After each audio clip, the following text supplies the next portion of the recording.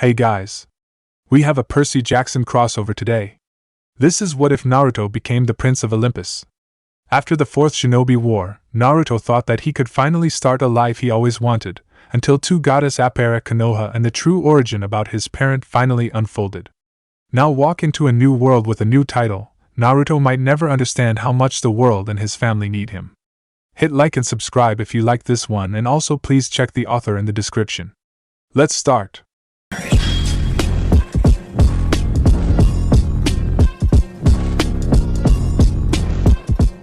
Chapter 1. Mount Olympus, the center of godly world, hovering above the current heart of Western civilization, New York City. This was not just a place where gods and goddesses gathered to have their yearly meeting every winter solstice. The mountain was also called Paradise, with golden buildings and happy people. Located at the top of it was a large city containing the palaces for the Olympian gods, goddesses, and residences for many minor gods and other creatures of Greek mythology.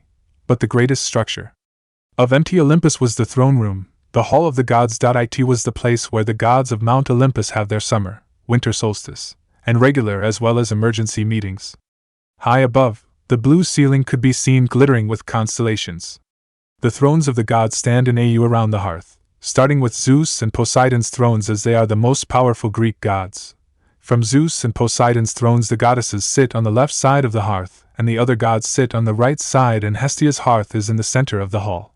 Since no meeting was currently being held in the throne room, most of the Olympians, the 12 most powerful gods, were minding their own business all around the world, or taking care of the domains that they represented. However, there was a god and a goddess currently sitting in the throne room, sitting on their respective thrones with a dark atmosphere surrounding them. The god was tall, imposing, and very muscular, with long black shoulder-length hair with a gray and black neatly trimmed beard. He had brilliant electrically blue eyes with a serious and proud, but very handsome face. His attire was a dark blue pinstripe suit. This was Zeus, the Greek god of honor, justice, lightning, rain, and the sky. He was the king of Olympus, the youngest son of the titans Kronos and Rhea, and the husband of the goddess Hera, who was sitting next to him with a face void of any emotion. Hera was the eldest daughter of Kronos and Rhea, whose long licorice black hair she inherited.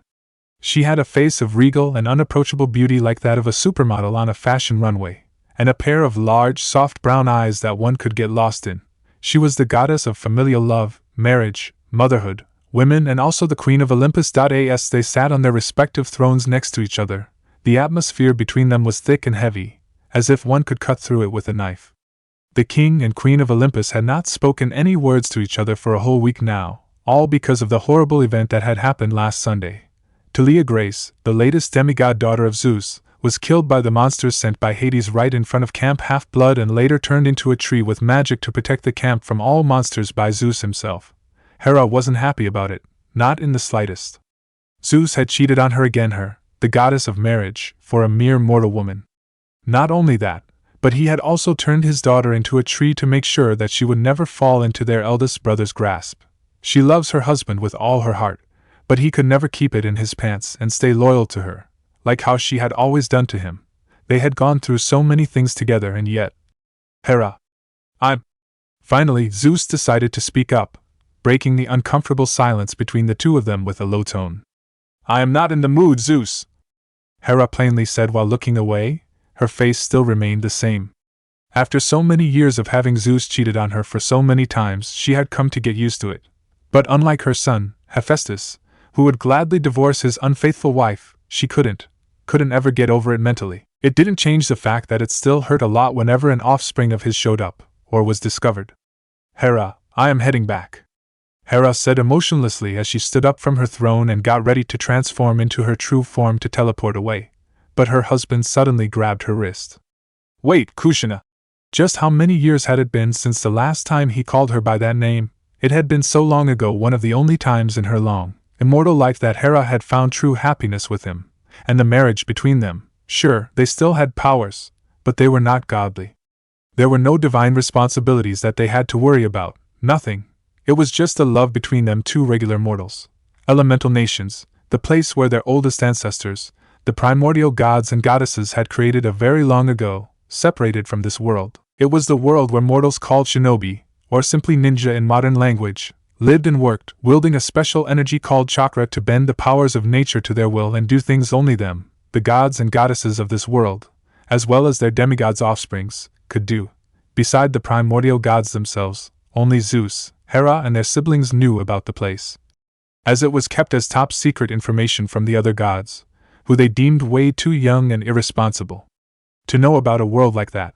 Zeus, who had wanted to experience the life of the mortals of elemental nations, thought it might be a good idea for them to take some time off from the life of deities. At first, Hera did not think it was a good idea, for they were gods who had important works to take care of, but after being convinced by her husband, she had finally agreed to come with him.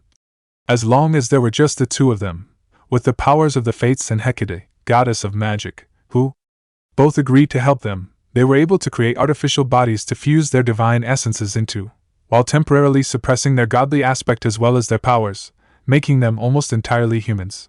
And with the powers of the Fates, Zeus and Hera were born into elemental nations as mortals, with the king of the Greek gods becoming a young man named Minato Namikaze, while his wife was born into the Uzumaki clan, with her mortal name being Kushina. In order to conceal their true identities from other gods in the situation that they somehow discovered elemental nations by accident, Hecate had made sure that their mortal bodies did not look the same as they were as god and goddess. Despite her best efforts, however, the goddess of magic could not alter Zeus' appearance completely due to his immense power as the king of the Greek gods, leaving him with his brilliant electric blue eyes. He was, however, the god of drama, so Zeus was able to play into his character so much that Hera couldn't help but do the same with her new identity, to the point that there had been times that the two of them completely forgot who they really were. They had so much fun together.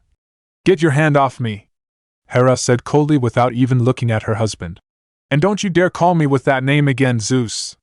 Even though they were gods, whose powers allowed them to control the aspects of life, Zeus and Hera were well aware of the fact that their authority was not absolute, and they were restricted by the ancient rules that Chaos himself had written in order to keep them from doing exactly what they wanted.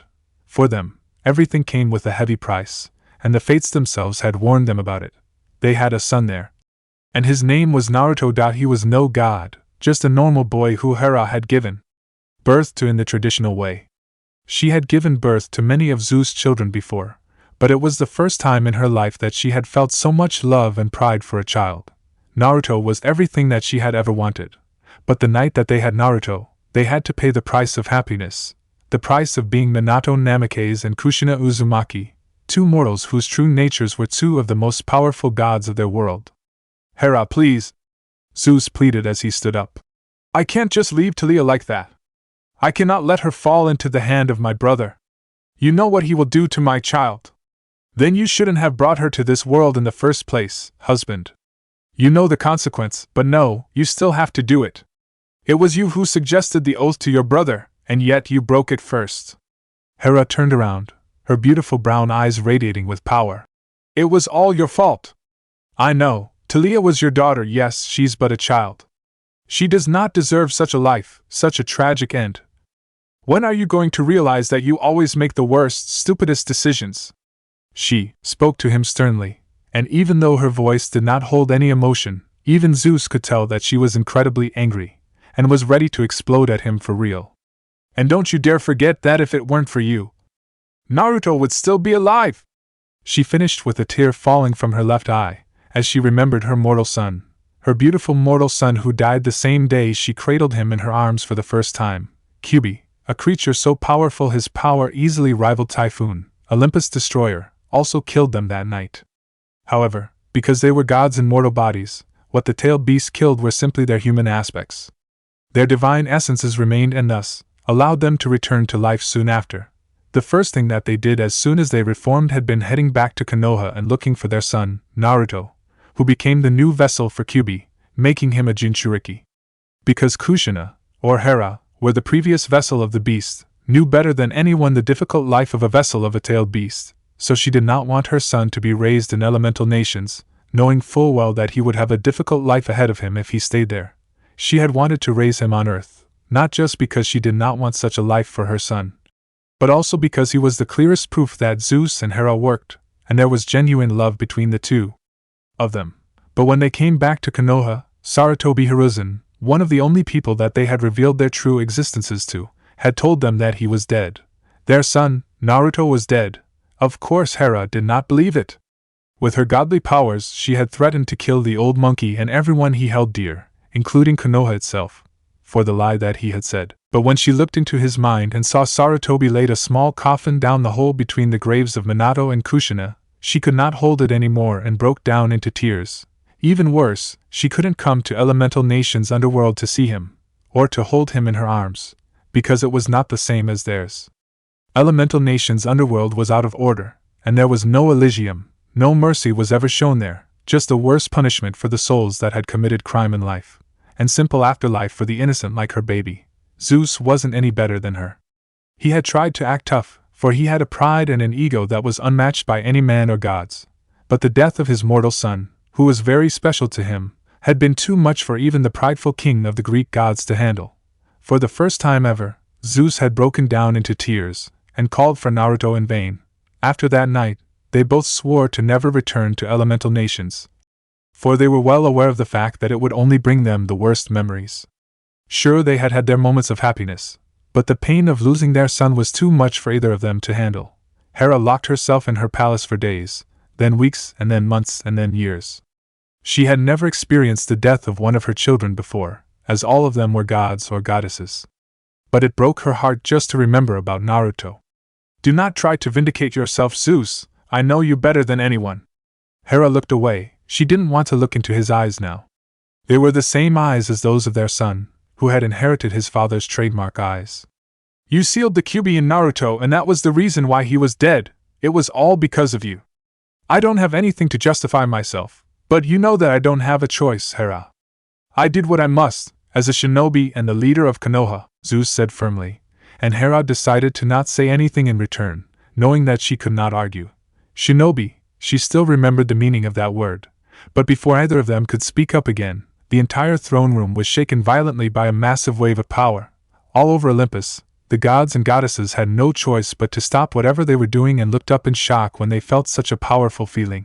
While the minor gods were confused by it, the 12 Olympian, especially the eldest 6, knew the feeling very well. It had happened once before, many millennia ago. It was the feeling that they would all feel when a human transcended the boundary between mortals and gods, and utilized a power that was on par with a primordial being. Such a fact was almost impossible. "Zeus, I know." Nodding his head at his wife and deciding to leave their personal issues for a later time, Zeus summoned his master bolt, and launched a massive bolt of lightning to the sky, summoning the other Olympians, even his eldest brother Hades, who was not welcomed on Olympus except for the winter solstice event. In flashes of light, all 12 appeared in the throne room, with many looking at their king in confusion. Poseidon and Hades were the only ones who immediately took their seats, knowing full well that they would want to sit down to take in whatever that was happening. Despite not being an Olympian and no longer had a seat among them, it did not take long for Hestia, the goddess of the hearth, to arrive and sit down at her usual place beside the center hearth, with no one questioning her arrival despite it being an emergency meeting of the 12 Olympians. "Olympians!" Zeus spoke up with a thunderous voice after every other Olympian had taken their seats, and looked at him in expectation. "I am sure that you know why I have summoned you here tonight. We are all here to discuss the wave of energy, and the feeling that you have felt just a moment ago." "What was it, father?" Athena, the goddess of war and wisdom, asked in a curious tone. "In all my immortal life I have never felt something like that. I have already tried to look for it in the ancient records. Please, Athena, we don't need you to rant about your library and your books right now." Aries interrupted with a tone full of boredom and a dismissive wave of his hand. "You have a death wish, Aries?" the goddess of war asked while glaring at her half-brother dangerously. "Hey, you wanna fight? Enough, both of you!"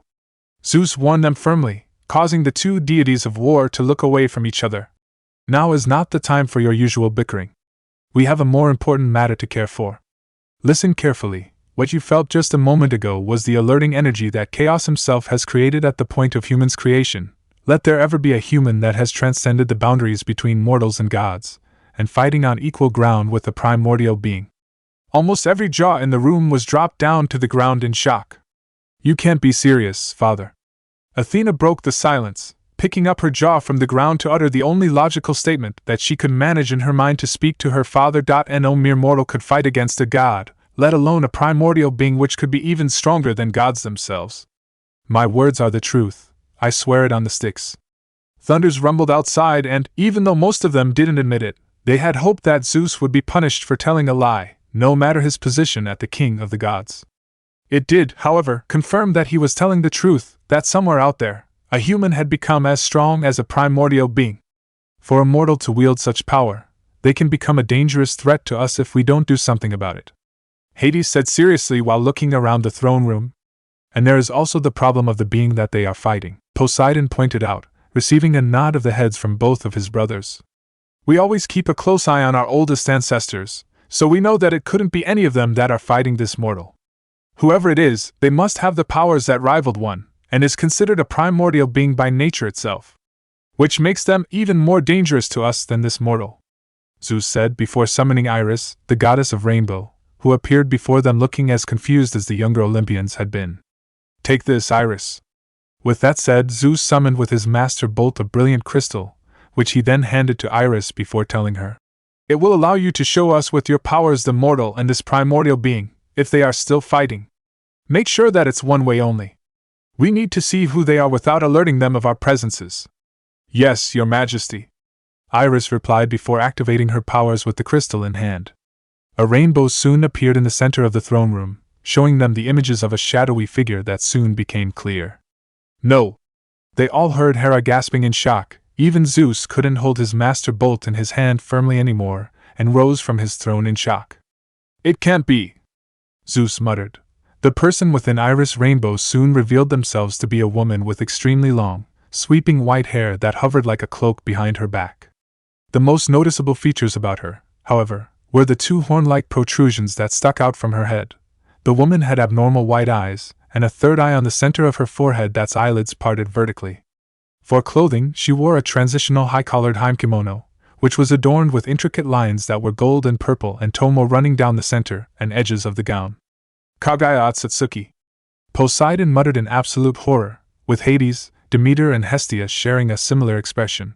Father, who is she? Athena asked with a worrying tone. She had never seen the look of shock and horror on her father, his wife, and those of the other older gods and goddesses like that. Kaguya Otsutsuki, otherworldly woman who attained primordial level powers by eating the fruit of the world tree, becoming as strong, if not stronger than even some of our ancestors. Poseidon informed them, making every other Olympians widen their eyes in shock.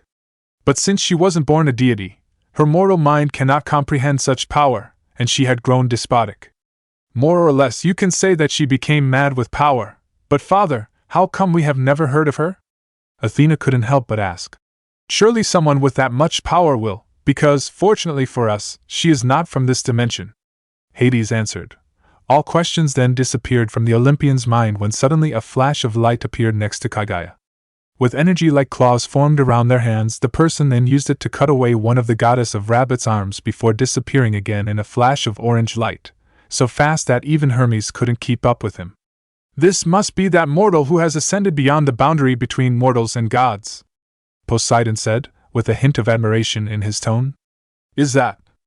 Hera raised an eyebrow in confusion before looking at her husband, who nodded his head in confirmation before saying, Hierishin. The lighting god muttered, but only his wife could hear him. It was Hierishin or something similar to it. Being the one who had perfected the technique, Zeus could recognize it anywhere. The person then reappeared behind Kaguya and delivered a roundhouse kick to her back, sending her flying before pulling out two black sticks from the black orbs leviating behind his back, throwing it toward the limp arm of Kaguya on the ground, stabbing through it like he was doing it to keep that arm immobile. They finally got a glimpse of the mortal who was fighting Kaguya head-on, which made Zeus and Hera widen their eyes in utter shock. The person bore a striking resemblance to Zeus' human disguise with spiky blonde hair. His eyes, however, were orange instead of brilliant blue, with his pupils greatly resembling a cross. However, Hera could see that his face had the same shape to that of Kushina Uzumaki. He was wearing what looked like a yellow, energy coat with a black bodysuit underneath. The bodysuit covered his torso, reaching down his arms to his knuckles, and down his legs to the point just above his sandals. He also had a pattern of 6 magatama around his collar. Sasuke, out of the way. It seemed that he wasn't the only one who was fighting her, as there was another boy who had his entire body in a thick, purple-like energy in the shape of a gigantic warrior samurai with wings. Quick, Naruto! The black-haired boy, Sasuke shot himself out of the warrior and shouted to the blonde, who nodded his head and attacked Kaguya after him. Naruto? It can't be! Hera, who couldn't stop herself from gasping loudly in shock, shot her hands up and covered her mouth in realization. She had recognized the blonde-haired boy long before his friend shouted out his name, which was the only confirmation to her suspicion. Yash! Let's do this, guy! He shouted before in 9 puffs of smoke. 8 identical clones of himself appeared and stood on thin air, circling around Kaguya with each raising their hands above their heads and creating 9 different kind of spinning energy orbs above them, with the same spinning wings of energy that made them look like large shurikens wielded by ninja. Wow! Apollo and Hermes Wolf whistled in amazement at the sight of such techniques, while Aries was crackling in excitement because of the battle that was unfolding before his eye. The Rasengan! Zeus muttered in awe as he sat back down his throne, his eyes never leaving the young man as he and clones prepared to throw the energy shuriken at Kaguya. I can't believe it! He completed the Rasengan, Senpo, Cho Bijou Raisen Shuriken. They shouted and threw all 9 Raisen Shuriken at the goddess of Rabbit at once, creating a massive explosion that sent her flying.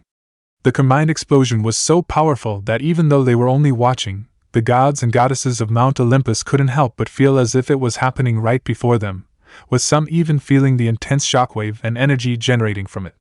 Incredible! Athena said in amazement. So this is the human whose powers match that of a primordial being? But powerful as he is right now, are you sure that he's just a normal human? Well, you can argue that he's a bit more than just human, even before attaining such power. Poseidon answered with a shrug of his shoulders, watching the fight with interest. He must be a shinobi, but I have never seen one this powerful for so long. Shinobi? Keep your damn voice down, Owlhead. This is starting to get good. Aries once again interrupted his sister when another massive warrior formed, this time around a man with silver hair and a mask covering the lower half of his face. Kakashi? Zeus couldn't help but ask in surprise. Zeus, do you think it is him? Ignoring the silver-haired man, Hera turned to her husband and asked him with the most hopeful tone. Do you think he is really our Naruto? I think he is, but I don't understand why Hiruzen told us he was dead, Zeus said, as lightning crackled dangerously around his master bolt. Hiruzen has a lot to explain. That is not the case now, Zeus. Our son is fighting Kaguya Otsutsuki. Hera gritted her teeth and reminded him. It was fortunate that every other Olympian was watching the fight so intensely they did not notice the conversation between them. We have to help him. Before she could stand up, Zeus suddenly put a hand on her shoulder, stopping her. I don't know why, but I think he got this, Zeus said, turning to look at Hera with a look she had not seen since her husband reformed from the death of his human aspect. Plus, remember our oath. Going to elemental nations right now will only bring bad luck to Naruto, and that is the last thing he needs at the moment. Hera bit her bottom lips in frustration, wanting nothing more than to argue with her husband and head straight to elemental nations to help Naruto, but deep down, she knew that he was right. God's oath was not something that even they could break so easily. Normally, it would be their children and those who related to them that would have to suffer the consequences, and in a situation like this, bad luck would be the one thing that she did not want to bring to her son. Without any other choice, Hera chose to sit down to her throne and turn back to Iris Rainbow to watch the fight worriedly, praying to the fates that her son and his friends would triumph over Kaguya.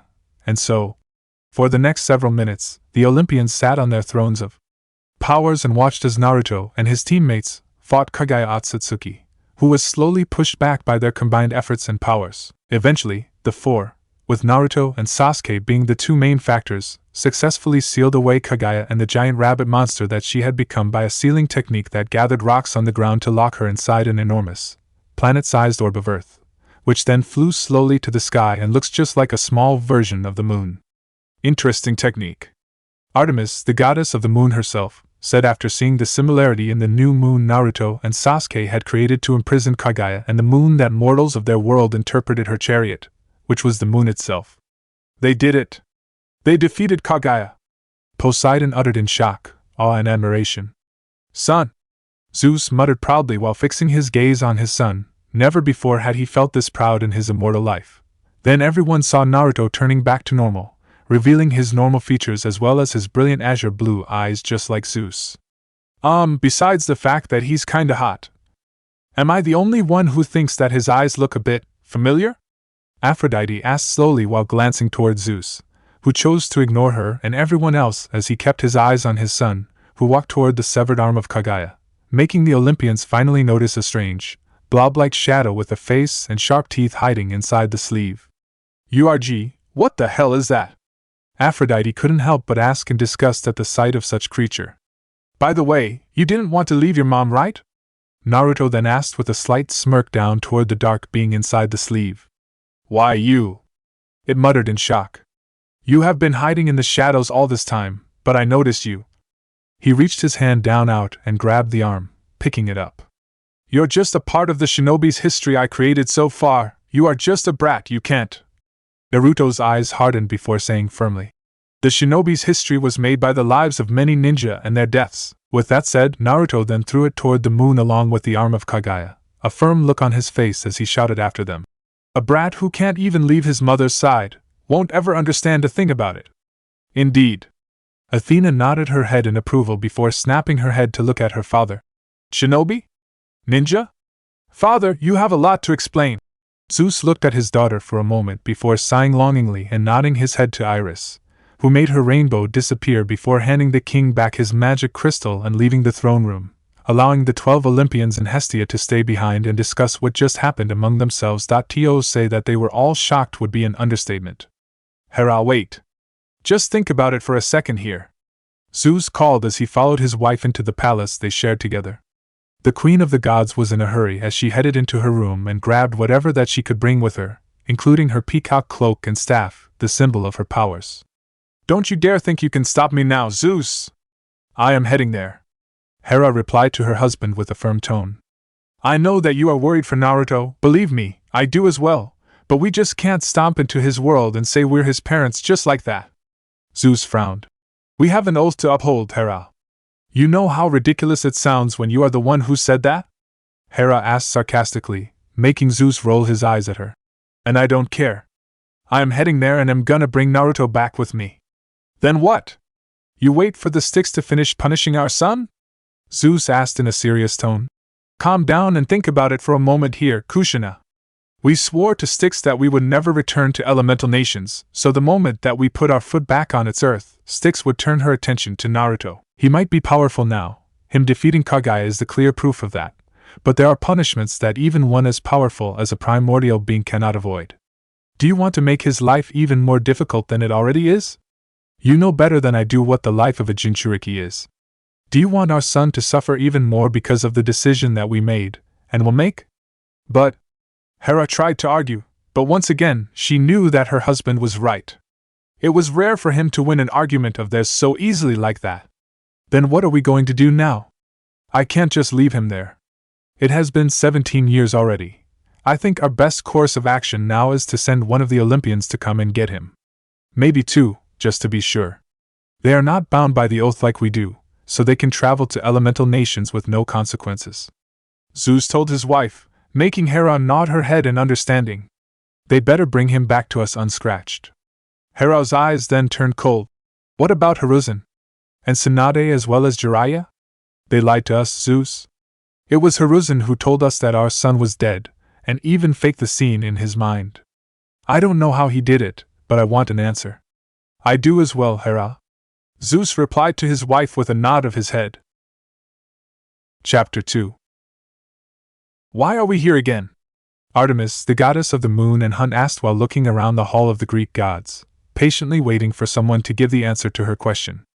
Anyone who looked at Artemis could see that the goddess of the hunt did not want to be there, and no one could blame her since none of them wanted to be summoned at this time of the year either, with the only exception being maybe Athena, who was sitting on her throne burying her face in a book in a manner not unlike a hard reader in a library.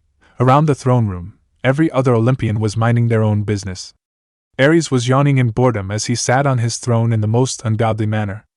At the same time, Aphrodite was, just as Artemis had expected, caring only for herself, double-checking and even triple-checking her own looks in a handheld mirror, trying to perfect her already so-called perfect look. At the very least, Artemis appreciated the fact that the goddess of love was not trying to bother her again, something that she had been doing a lot recently much to her annoyance.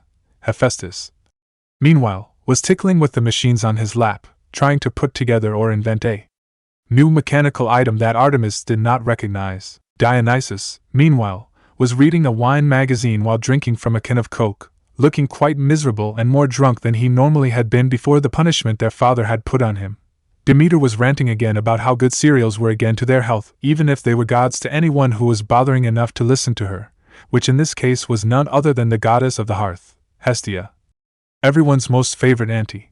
Her childish brother was, just as Artemis had expected, engaging his brother in arm in more things than just blood and best friend Hermes about the women that they met in their immortal life, which disgusted her to no end. Poseidon, on the other hand, was sitting by himself and twirling his trident around in his hand, probably thinking about the Atlantic and his people. Surprisingly enough, Hades had also been summoned to the meeting.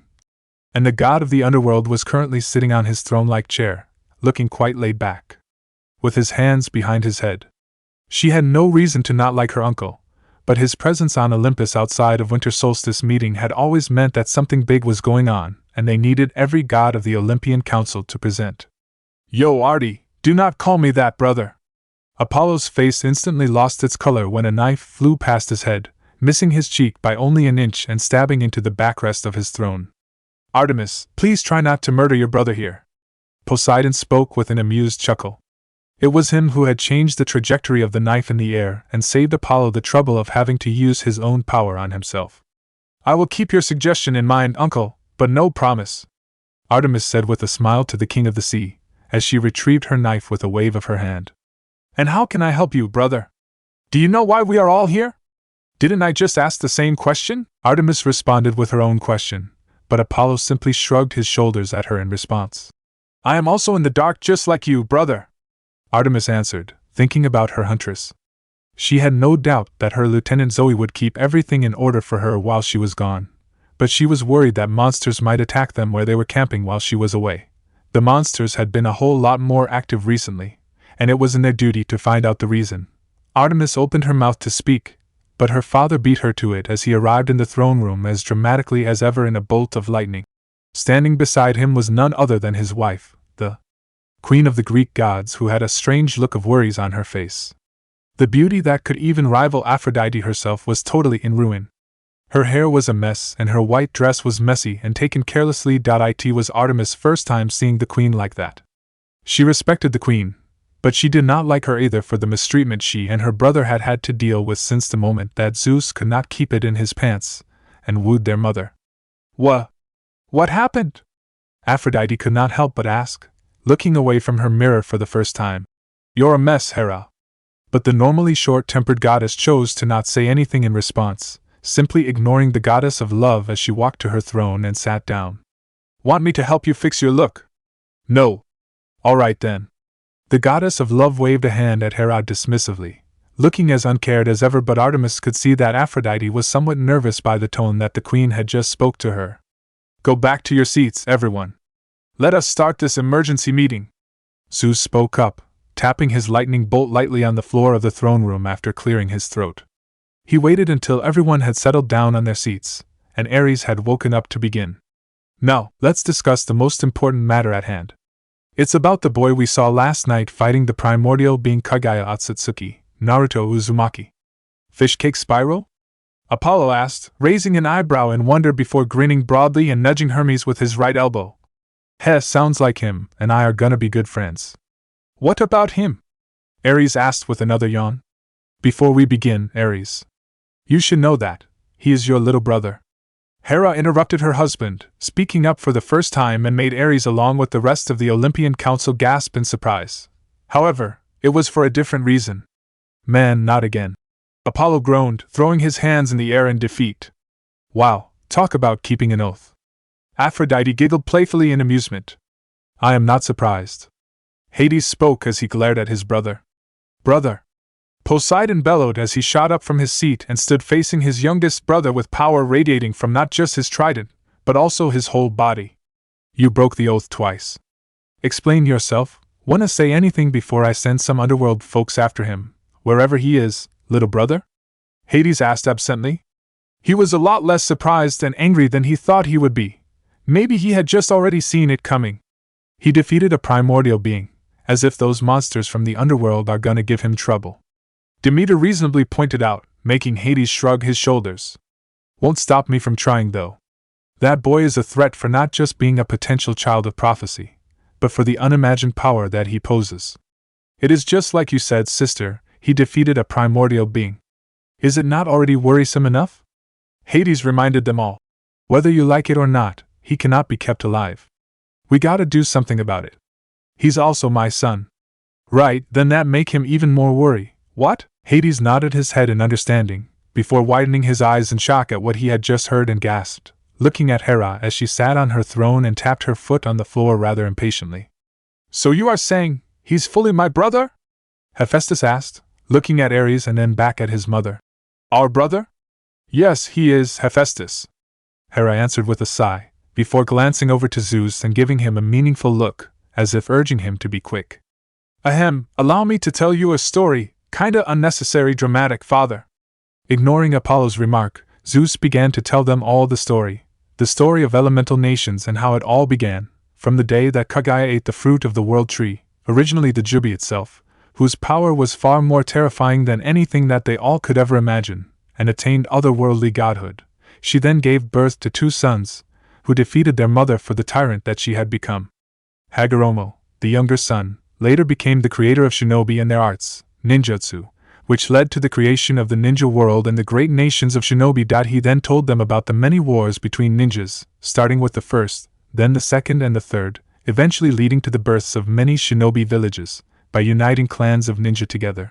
Then he told them about his short but eventful journey there with Hera with the help of the Fates and Hecate, how they had become the Nato Namikes and Kushina Uzumaki, who both grew up in Konoha and lived their life as shinobi of the villages before marrying each other, giving birth to a son whose name was Naruto. It was then that he began to tell them what had happened the night that their mortal self died. Even though Zeus had tried his best, the story was still incredibly hard for him to tell, because it was not something he nor his wife wished to ever relive again. He thought he had lost a great son that night, but it turned out that the boy was still alive and grew up to be an amazing young man, and a powerful shinobi. In the end, no one dared to say a word, not even Aries. As much as Artemis wished to deny it, she was in shock.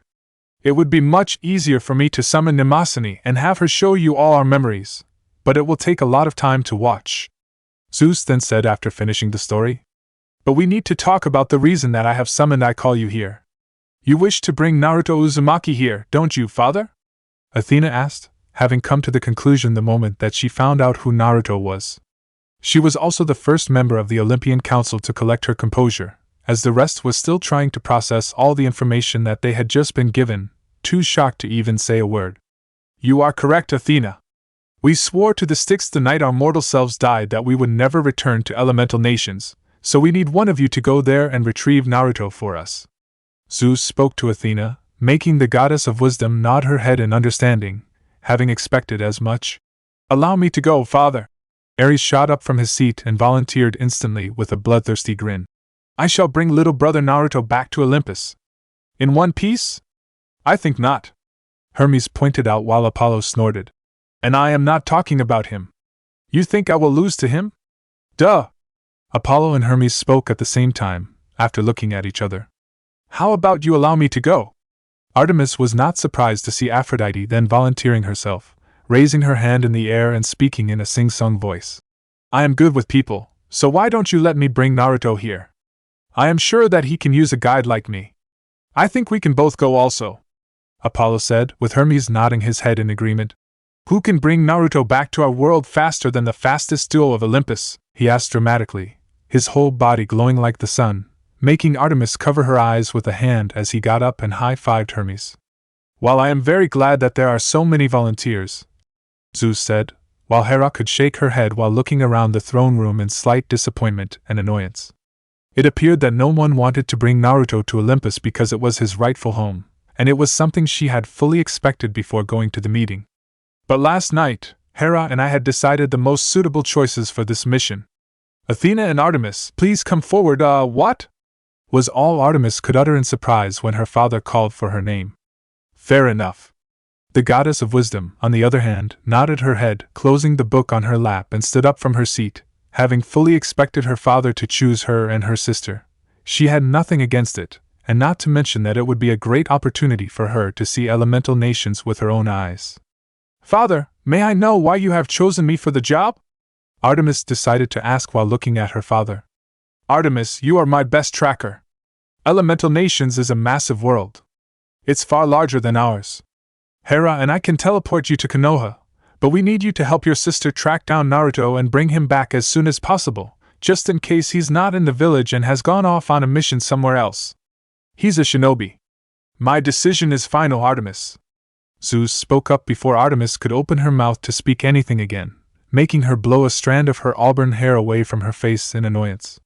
If you're worried about your hunters, send them to Camp Half-Blood and have them stay there for the time being. Make haste, you two.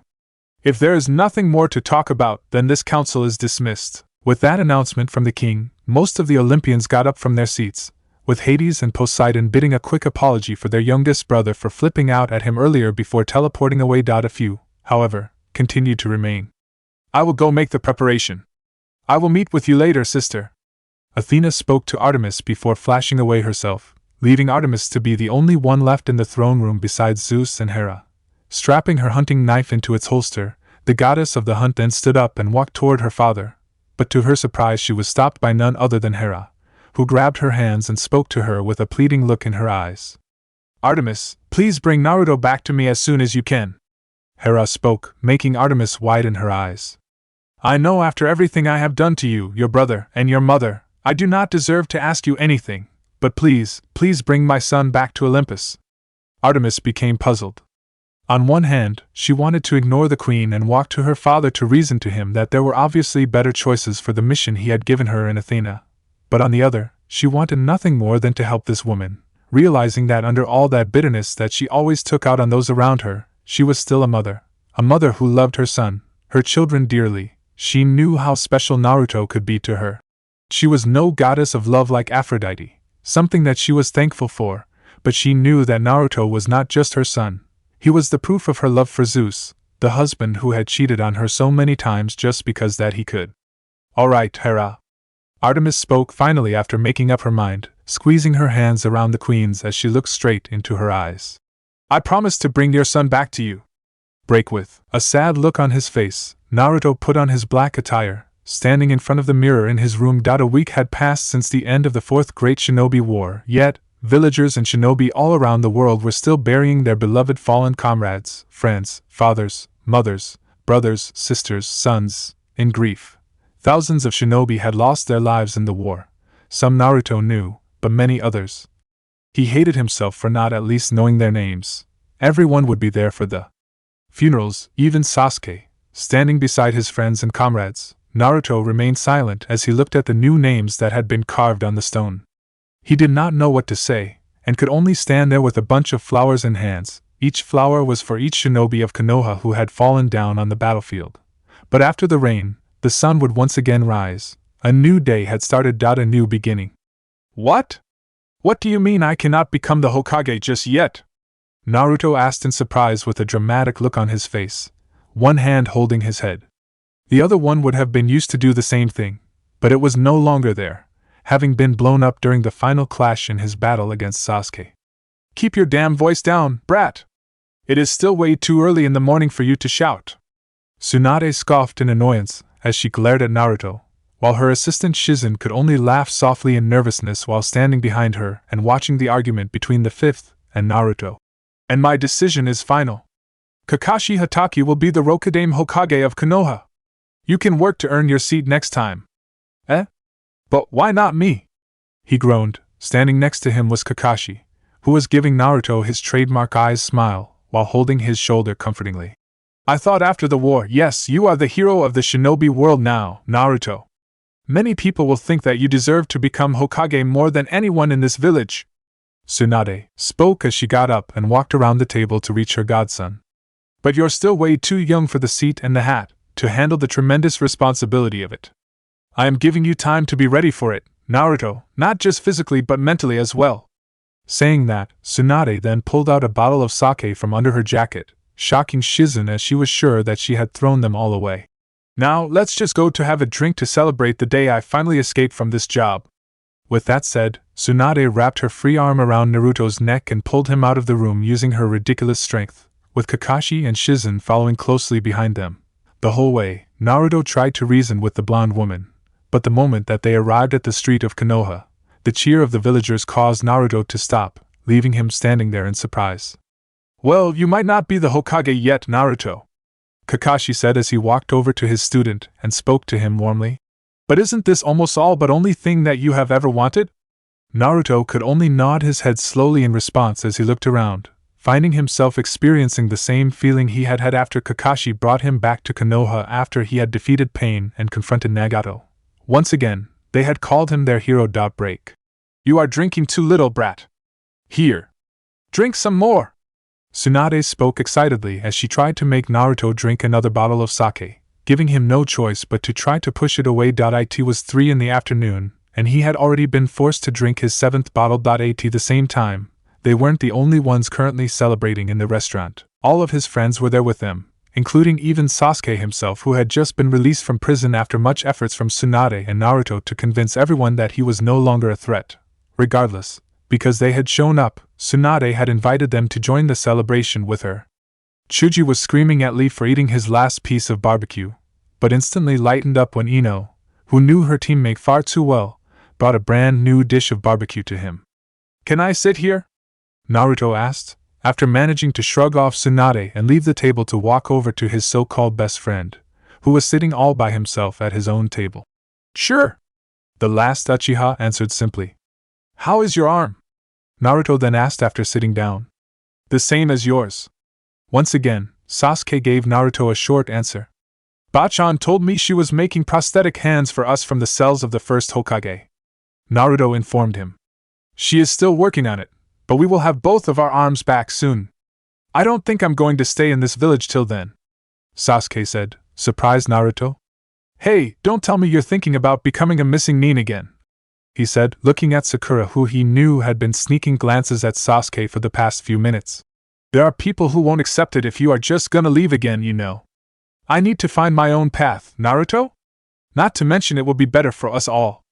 I don't hang out around the village often." Sasuke answered before he decided to ask, "What about you? What are you going to do now?" At that, both young men turned their head to the Hokage monument, where a new face was being carved onto it. "I am going to train and study harder. My dream is to become the Hokage, and that hasn't changed," Naruto said with a determined expression on his face. "I see." Pouring some sake into an empty cup, Sasuke then pushed it toward his blonde-haired friend before picking up his own cup and holding it out toward him. "So, for the Nainadame Hokage?" "Yeah, for me." Naruto grinned. At the same time, training ground 44, the Forest of Death, a bolt of lightning then shot down from the sky and struck an empty spoke between trees. From there, 3 women emerged, the first being none other than the virgin goddess of the hunt and moon herself, Artemis, dressed in a white shirt, silver jackets and black jeans to go with black combat boots. On her back was a quiver filled with silver arrows emitting a moonlight glow, while in her hand was a beautiful silver bow that was radiating a tremendous amount of raw power. "Is this the place?" Artemis asked, looking at her older sister who was looking around in wonder. Standing beside them both was a girl who was dressed in almost the same outfit as Artemis did, with the only exception being the camo pants. She was also a tall, graceful and gorgeously beautiful young woman with dark brown eyes, a slightly upturned nose and copper-colored skin. "I think we are," Athena finally answered, nodding her head to her sister. "What nature?" Zoe, the lieutenant of the Hunt of Artemis, spoke in amazement, while looking around. "This forest, it's breathtaking." Artemis could only nod her head to her lieutenant and best friend in agreement, while looking around the place herself. Being the goddess of wildlife, she had a powerful connection to the nature around her, and she could feel a very powerful natural energy within the forest, reminding her of Earth before mortals invented machines and started cutting down trees for their own profits. "Sister, are we close to Konoha?" "I believe we are actually inside Konoha. This must be the forest training ground that father mentioned," Athena spoke as she walked around ahead of both Artemis and her hunter and brought out from her back pocket a map of Konoha, which her father had given to her before teleporting them to the place. "It seems we need to go this way to get to the village.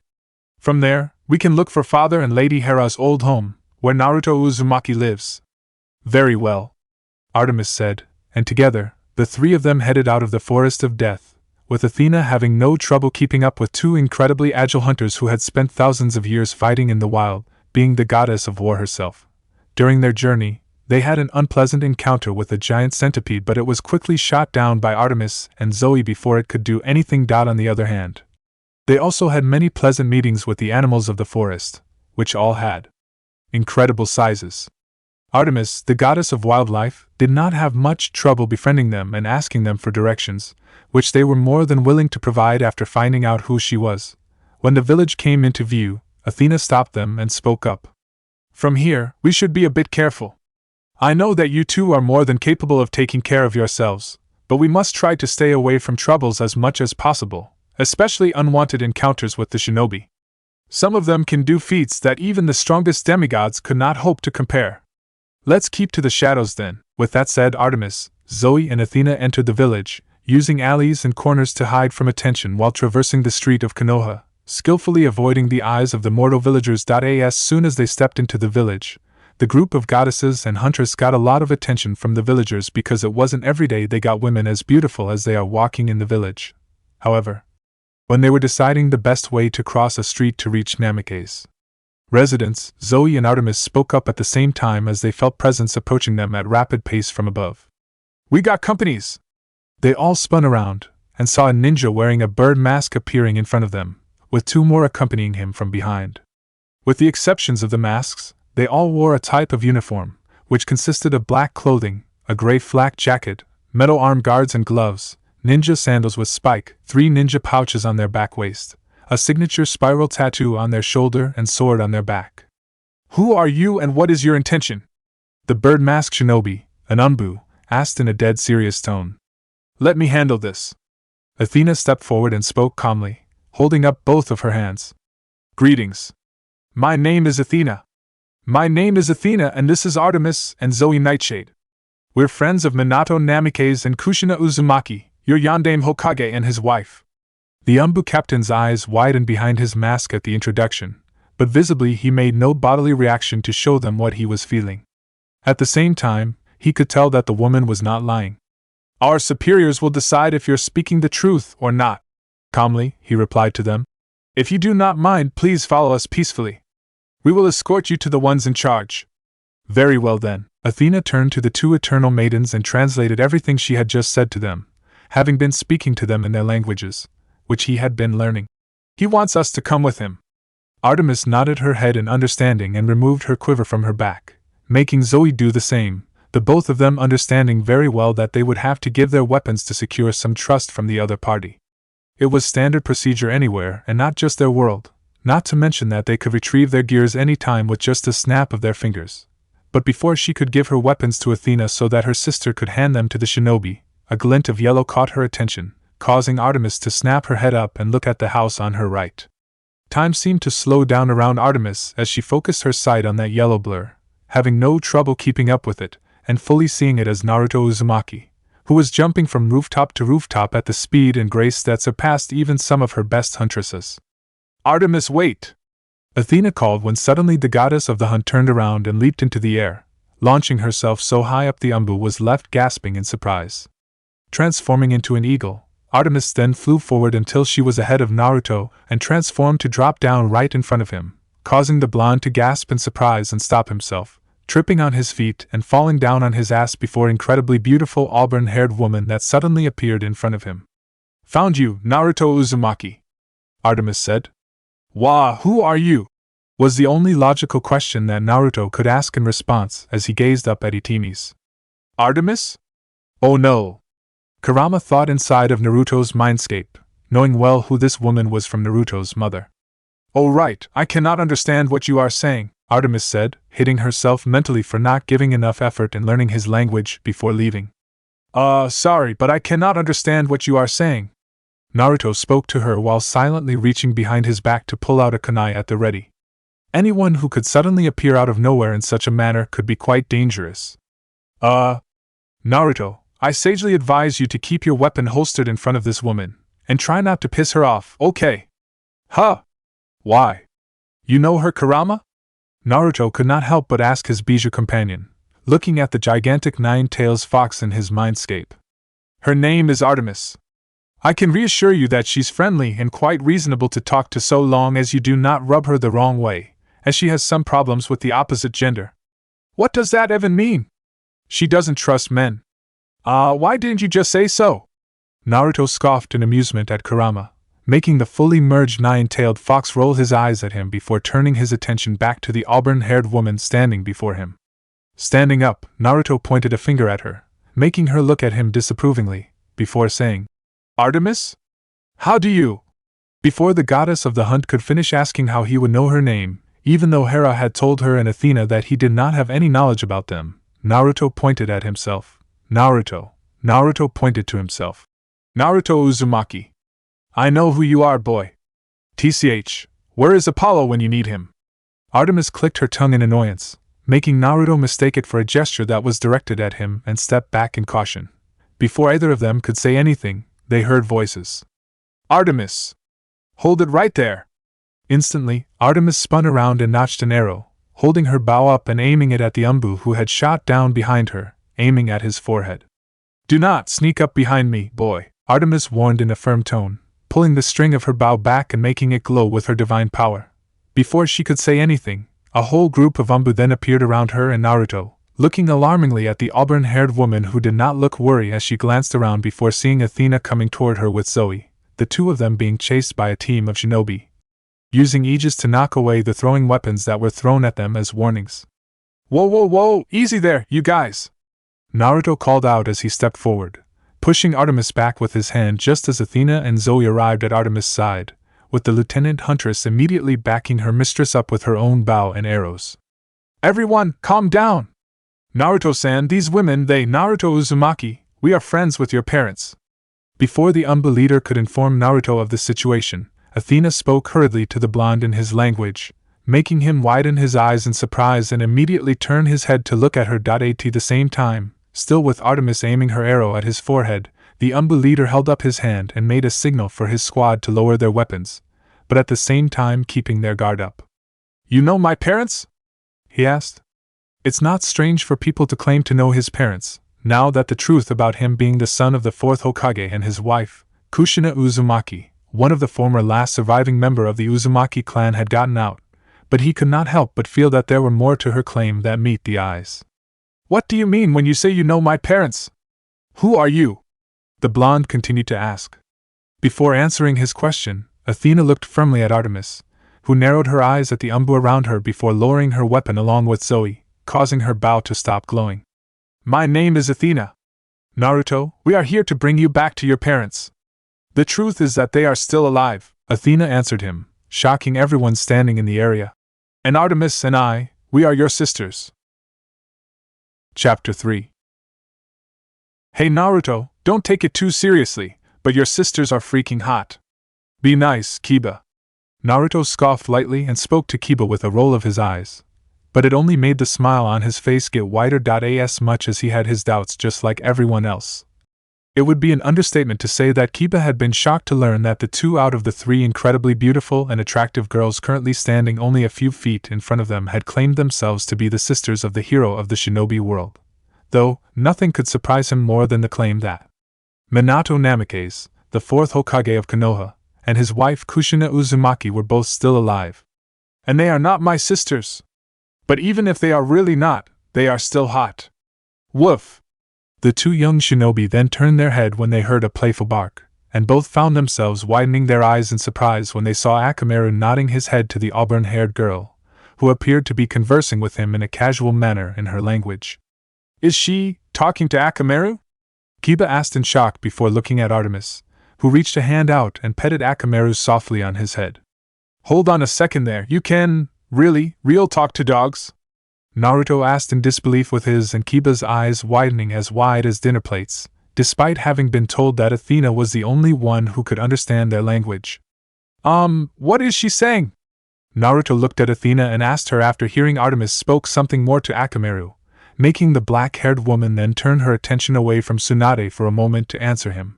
She said his dog appeared to be smarter than him, Athen said, making Kiba drop his jaws in shock. And yes, Artemis can talk to dog, but her power does not just limit to carnies. She can talk to all kinds of wildlife.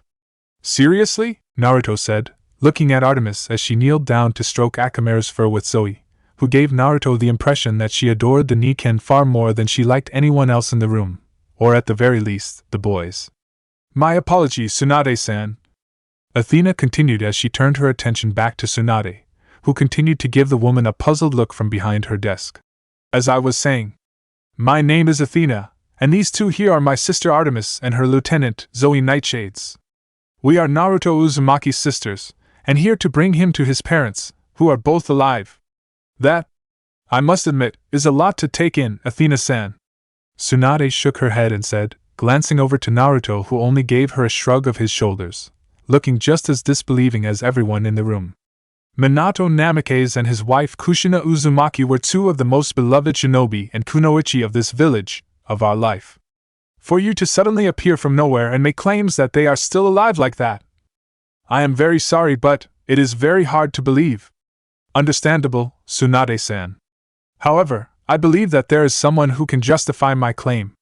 Athena nodded her head in understanding, before she turned slightly to the side to look at Naruto, who crossed his arms on his chest in wonder as everyone else in the room turned their attention to him. Naruto, can you ask the Kyuubi, or Kurama, I believe that is his name? You know, yes, your mother told me. Athena nodded her head in confirmation, making Naruto look at her for a second before closing his slightly opening mouth in surprise to move his consciousness into his mindscape, finding himself standing before Kurama, who was also scratching his chin in wonder. So, are they telling the truth, Kurama? Unfortunately, she is telling the truth, Kyuubi told Naruto. Your parents are alive and well, what? He asked in shock, both at the outside and inside world.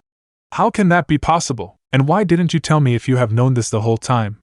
I wanted to, but I also wanted to give you some time to collect yourself after the war. I figured a few weeks after the funeral would be a good time. Kurama answered, making Naruto widen his eyes slightly before calming down, finding his reason to be reasonable as he could still remember. And for your information, the knowledge and memories that I had about your parents just happened to be split to the other me. It was only after fusing with him that I remembered that your parents were really alive. I see. Naruto nodded his head in understanding at Kurama before returning to the real world, looking at Athena to ask her, so my parents are alive. How were they alive again? Because they are not humans, or in our terms, mortals. Naruto, your parents are the king and queen of the Greek gods. Athena answered, and her words made everyone in the room gasp and widen their eyes in shock, with no one more so than Naruto himself, who could not stop looking at Athena as if she had just grown a second head instead of dropping that piece of information on him. Of all the answer that she could give him, Minato and Kushina being gods was the last thing that they could think of. About 40 years ago, your parents came to this world to rekindle their marriage and start everything over not as gods, but as mortals. With the help of the Fates and Hecate, the goddess of magic from our world, they created mortal, artificial bodies for themselves and blent in this world. Athena explained, and she raised her hand to create a projection of the king and queen of the Greek gods in the room, each standing alongside their mortal selves, who then joined with them to create a singular being in a bright flash of light. The display left Naruto and everyone completely speechless, even though it was far from the most impressive thing that they had ever seen and also did not prove anything. Our father Zeus, the king of the Greek gods and the Olympians, god of lightning and skies, became the man that you hear all addressed as the Yondaime Hokage, Minato Namikaze. Meanwhile, his wife Hera, the Olympian goddess of family and marriage, became Kushina Uzumaki. After that, Athena made the projection she created disappear, remaining silent with her sister in order to give the mortals time to take it all in, as no one knew what to say about what they had just heard and witnessed. Kurama. Naruto whispered. Yes, Naruto. As hard to believe as it is, everything she just said to you was the truth. The orange-tailed beast answered with a solemn nod of his head, making Naruto look down. I need a moment, Naruto said, with his hands reaching out to stop Kiba and Shino when the two tried to help him as he stumbled back, at the same time giving Hinata a weak smile when she tried to do the same. I know it's incredibly hard for you to believe it, Naruto, but I swear it on the sticks that I am telling the truth. And in that moment, the sky rumbled, causing the shinobi to widen their eyes in shock. And if you need further proof. With that said, Athena raised a hand and summoned a bronze spear, causing the Anbu to instantly appear around her, with Naruto and teammate becoming alerted at the sight of the weapon. But the black-haired woman did not use it to attack any of them, and instead turned the spear to the palm of her other hand as she held it out for all to see. You see, Naruto, you are immortal because you were born from the mortal selves of your parents. Athena then pressed the blade of her spear down her palm and slid it back a little to make a shallow cut. But I was born a goddess, and as a deity, my blood is not the same as yours. With that said, Athena raised her hand and showed them her palm, showing them the cut where a glowing, golden liquid was trickling down, much to the shock of the shinobi in the room. This is ichor, the blood of a god, and I am the goddess of wisdom and war. After a moment, the cut suddenly healed itself and Athena simply wiped her ichor away with a handkerchief, which she had magically summoned after making the spear disappear. Artemis is goddess of the moon, hunt, maiden and wilderness. The goddess of wisdom then continued her introduction, and to show them the proof that she was indeed what she had been introduced as, Artemis caused the sky to turn dark and the moon to appear, glowing brighter than anyone had ever seen in their life for a brief moment. However, those few seconds of the darkened sky and the full moon right in the middle of the day was far more than enough to cause the villagers of Konoha to look up in confusion, but only the shinobi and kunoichi inside the Hokage office knew what was happening. Even so, they could stop themselves from gasping like fishes on water. Kurenai, who was acknowledged as one of the best genjutsu users in the village, could tell that what they had just seen was no illusion, even though it had happened too fast for her to collect herself and try to dispel it. A bit too far, sister, and unnecessary. These ninjas have techniques that allow them to create illusions like that, so you can't convince them by showing them your powers in such a manner. Athena spoke to Artemis, who simply shrugged her shoulders in response before she turned back to Naruto to speak to him. And if you still need further proof, I believe someone other than Kurama holds the answers to every question that you have. With that said, Athena then looked at Tsunade, who was still trying to collect herself and comprehend what happened, and spoke to her. If it's possible, Tsunade-san, I would like to talk to this man whose name is Hiruzen Sarutobi. I believe he is your teacher and predecessor. You are correct, Athena-sama, but unfortunately. After a moment of silence, Tsunade finally spoke up, in a more respectful tone than she had before, showing everyone that she had accepted the fact that the two women standing in front of her were indeed goddesses. Sarutobi-sensei passed away 2 years ago. He was killed by another student of his during an invasion against our village. What about Jiraiya? Minato-sensei? Athena asked, but it was Naruto who answered. He died also. The blonde said in a low tone, and that was enough for Athena to know that she had mentioned someone that Naruto held dearly. I see, so everyone who might hold the answers to your questions are gone. Sadly, those are the only people that Minato and Kushina trust with their secrets. Athena said with a small sigh before turning to Naruto to speak to him. A couple of weeks ago, you fought against this Kaguya Otsutsuki, correct? Yeah. Naruto nodded his head. What about her? Well, your father had magical measures set up to alarm us of individuals who might have the strength to overthrow Olympus, where we're from. Athena answered, and a few weeks ago, your fight against Kaguya has released so much power that it could be felt across all realms, and set off our alarm. We tried to locate the source, and we saw you fighting Kaguya. That was how your parents found out that you were alive, Naruto. Wait, what do you mean that they found out that I was alive? Naruto asked with an arching eyebrow. I still don't know the full story, but they believed that you were dead. They were both in so much grief that they refused to return to this realm after that night, the night that their mortal selves died. Athena answered, making Naruto widen his eyes in shock. Us gods cannot die, but when we were slain in battles, we entered a static state and returned some time later. It could be days, months, or even hours in the case of your parents. When they returned, they tried to look for you, to bring you to Olympus to live with them. Athena said, and then looked over to Tsunade to continue. But they were told that you did not survive and died. It was Hiruzen Sarutobi who told them that Naruto Uzumaki was dead. The statement caused Tsunade to become completely speechless, and was unable to do anything but look back at the goddess standing before her with shock-filled eyes. Your mother searched his mind to see if he was telling the truth or not. Athena then continued, and he did. I don't know how he tricked her, but he did. So, you're telling me that he lied to them, and he lied to me about my parents?